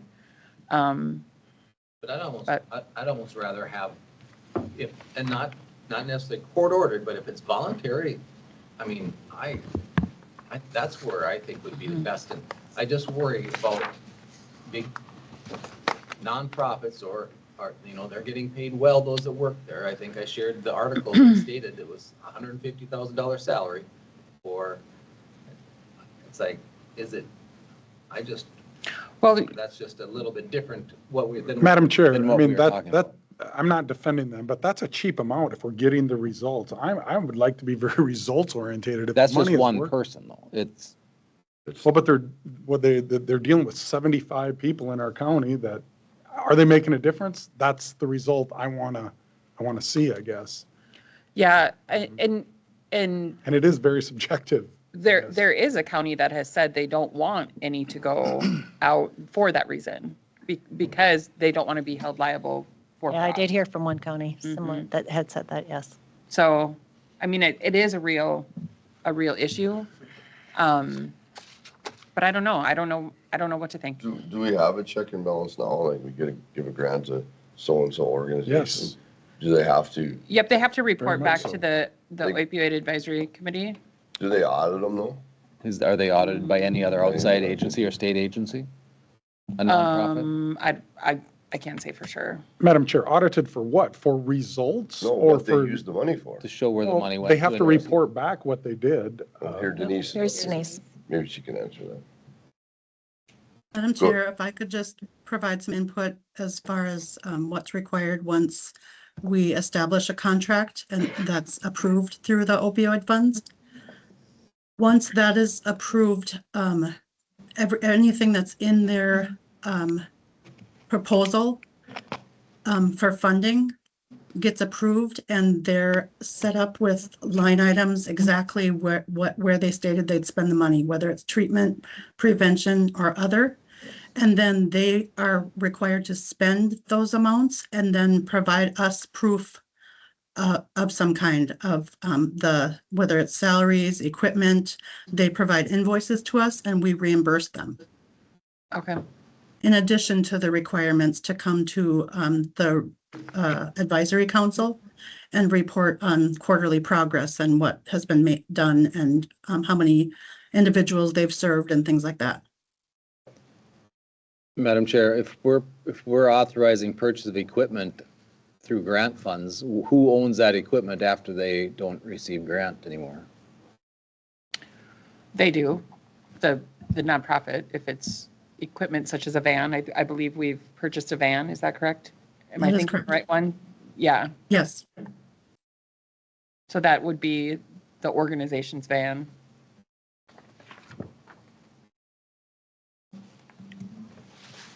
Well, I don't think we have any action item today. We No. don't. I just said I would bring an update of what I had learned, because really the question was getting some information on other counties and how they go about with this. If there's something different that you want me to bring to this board, I certainly will. So, Madam Chair, we're deciding here whether we want to use Denise's board to do this, or we want to do it a different way, or is that the decision we're going to have to make? I don't know I wasn't asking for any decision today. I was just bringing back some updated information after we had our discussion on our work session. But that's what the decision we're expected to make down the road? Well, I don't think we have to make a decision. We can keep going the way we are. You can We do have a whatever you process in so place. wish. If you want to change it, then yeah, we have to make. If you want to change the process, yes. I think we need to, I think we can see if our internal organizations get funding. I would say, though, if we can't fund our own internal organizations, then we need to redo the formula. That's my opinion. If we are not going to, we're not going to offset some of our costs for mental health, for nursing at the jail, I think I think we need to be doing that. And if we're not going to be doing that through this program, we need to adjust the program. That's my opinion. Okay. If this program works for that and we can find solutions through the program as it exists, I'm fine with that. But if the jail doesn't get any funding from opioid settlement, then I will support changing the whole program. I think we have to be careful to say it that way, because we can't. Too late. Yes, As it is now, as it is now, Madam Chair, it's a competitive process. Yes. And we go by the scoring, internal as well as external. And that's how they've been chosen in the past. So they're based on merit. If ours doesn't rise to that merit and we can't give relief to our county taxpayers, I think we need to bring it all in-house. That's my statement, and go with it. Okay, I don't think we have to make any decisions today. No. Nope, that was I just wanted to provide you some additional information, and there you go. We will continue the conversation as we move forward, and especially in the budgeting process when we get to that point where we will need to make a decision, and it's going to take some time. We're going to have to notify the advisory council. We're going to have to. I just remembered, we have pending 6 more opioid settlements from 6 more companies. We need to get authorization to elect someone or any of us to sign on that behalf, because I'm getting emails and Carrie and I have had some issues with this. So I would like to offer a motion to authorize Carrie, myself, or the board chair to sign on behalf. I'm listed on, they're sending it to me because I think I was probably the board chair when it happened. So authorize, I think we should have a motion authorizing any of the board or Carrie to sign on behalf of Becker County. Can we make a motion when it's not on the agenda? Well, it's under opioid funds. And it's just specific to authorize to sign on behalf. I don't know. I mean. It's an acceptance. Acknowledgement and acceptance. Or Denise. I mean, we just need to. Somebody needs to sign it. We need to have authorized signers. Is that to receive the funds from those companies? Correct. And I think we've been included in this. We're included in it. We just need to sign that. Sign it, yep. Acknowledgement. Acknowledgement to receive the funds or to be involved in this part of the settlement. So is that a motion to allow Carrie or the board chair? Or Denise. To accept a To settlement? be the authorized signer on.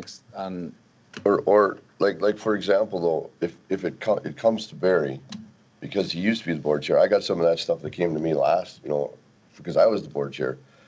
They won't change it. That's what they have. I tried to change it to We have Carrie. to authorize anybody. And it rejected it. Yeah. It rejected it because it didn't match. Yeah, so I had to sign it. So I think that's fair to say that if you receive it, As I mean, a I current think- board member, as a current board member, I think you just need to then forward it on and bring it to the board.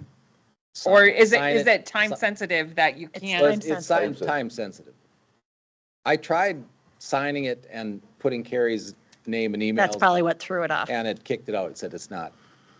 And I do have documents here brought with just Say to, the board chair or the administrator. but it's in my But name. it's Doesn't whomever matter. gets It's the gotta be The email. person that's sent to. 6 remnant defendants participating, form received.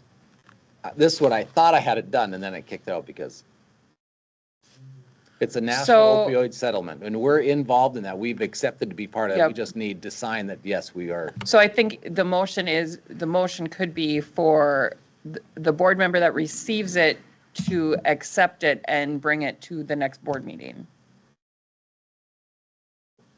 Or, Well, I mean, it's under report. I wouldn't put a stipulation on it. I mean, I just want to keep it plain and simple because I didn't really feel too comfortable that I asked Carrie at a meeting. I said, should I sign this Yeah. because it's in my name? It's. Had the same problem. I think we just say authorize any board member, Denise or Carrie, to sign off on the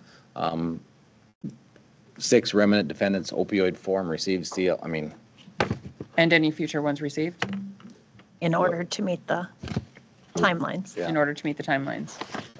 Is that All your right, mo- is that a motion? Your motion? yes, I'll second. motion. All right, we have a motion and a second. As long as that is appropriate with regular rules and regulations, I guess I don't have a problem with it, accepting money on behalf of the county, but I just want to make sure we're doing that right. I understand your dilemma, but there's got to be a way to.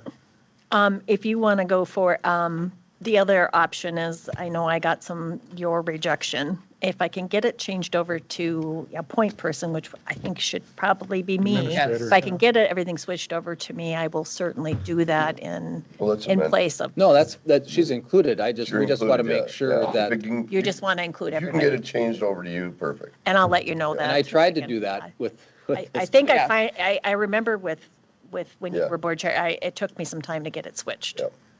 Okay. So I just, If anyone- if you- All right, we have a motion and a second. Any further discussion? All those in favor? Aye. Opposed? All right, motion carries. Madam Chair, the last item I have, which was included in your packet, we did receive a letter from Clay County. Really what they're asking is letters of support for the non-secured juvenile facility on their behalf for bonding money. I did have Peggy just put in a couple of our representatives. I don't know that we'll specifically send it to them. I was going to reach out to Clay County and ask if they just want us to do a blanket one and then they're collecting them. I wasn't clear and I haven't had a chance to ask. But the ask of this board from Clay County is letters of support, which they provided templates. Yeah, We and just I- put them on our, we just put them on. Yeah, our- we Yeah, have yeah. signed it previously, and I Bonding believe years.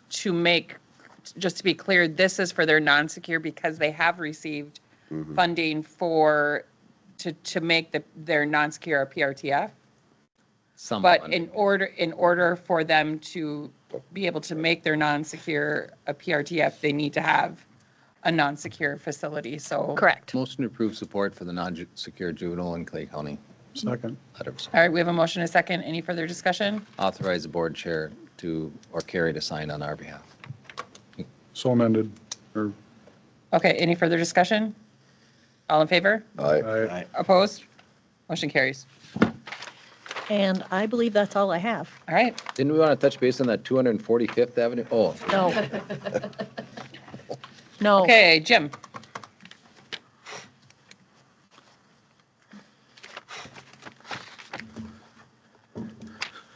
Morning, Madam Chair, Commissioners. morning. 3 items for your consideration today. First is a bid award for our bituminous materials used in seal coat operations. We had one responding bidder, Flint Hills, which has been typical in the past. They're the only players in town. Prices have gone up about 5% this year, but we're recommending award in the amount of $608 per ton. move to approve resolution 426-2A. I'll second. All right, any further discussion? All those in favor, say aye. Aye. Opposed? Motion carried. Second award is for dust control. We received quotes from 3 vendors, and the low bidder was Corbin Excavating out of Sabika. They were our contractor from last year. Again, we've seen a slight increase in prices on this, but we are recommending award to Corbin Excavating at the amount of $1.31 some odd cents per gallon. Madam Chair, move to approve Resolution 426-2B. I have a motion. Do I have a second? Any further discussion? Just so you know, if you're looking at the numbers there, the calcium chloride and magnesium chloride, it takes more of one than the other to put down. That's why the gallonage is a little bit different, but if you did happen to look at that. All right. Any further discussion? All those in favor say aye. Aye. Opposed? Motion carries. And the final request for our weed spraying quote, our contractor L&M provided us a quote with no other quoters. We're our last year's contractor at the amount of $139 per hour. With there being no other quote, do you feel that's reasonable? Yes. Yeah. Did All you right. reach out to other, is there any other agencies that past given quotes for them? I can't remember just from experience though on what some of the townships, at least where I live and then around here, it's. He does have the townships in Becker County. No, he doesn't. No. Sure he does. Oh, This guy? oh, yes, he does. Yeah. Yeah. This Splonowski? Yeah. L&M He did. pretty much. Yeah. He they did are. a few years ago. He did But most of that. other vendors around, I'm not aware off the top of my head, but yeah, it is consistent with what we've been seeing. Okay. Entertain a motion for I'll move to resolution approve. 4C or 2C. I'll move to approve 426-2C. Second. All right. Any further discussion? All those in favor say aye. Aye. Opposed? Motion carried. All right, thank you. Thanks, Jim. Thanks, Jim. Sorry for making you wait so long.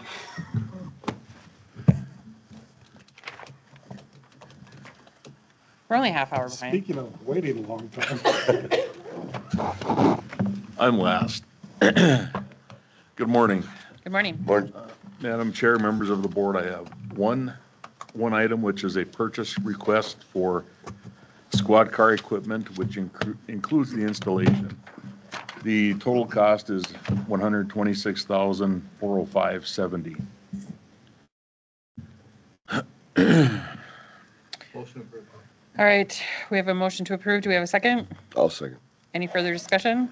The one discussion we did have just at finance yesterday was we'd like to, or I would like to see anyway of, when we purchased these squads last fall, I thought that this was all included in that, and I didn't know that. That's not my fault, or it just didn't come up. I need to ask more questions, but, No, you don't. No. well, this is the county work. I mean, this is 126,000.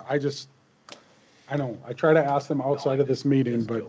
But yes, that's normal. Yeah, it procedure is by- normal. By the vehicle, just like the And I'm- snow plows, you buy the truck, you buy the attachment. And there is some, 25, 26 carryover that, Yep. that we're dealing with. But what we talked about at finance is really the importance of us. I think the sheriff's department is a great candidate to start some capital planning so that when we do have those carryovers that need to happen, they do actually carry over and it doesn't zero out and go into the general fund. So. Yeah, a lot of this is, we depend on when we order and when the equipment comes, or the vehicles come in.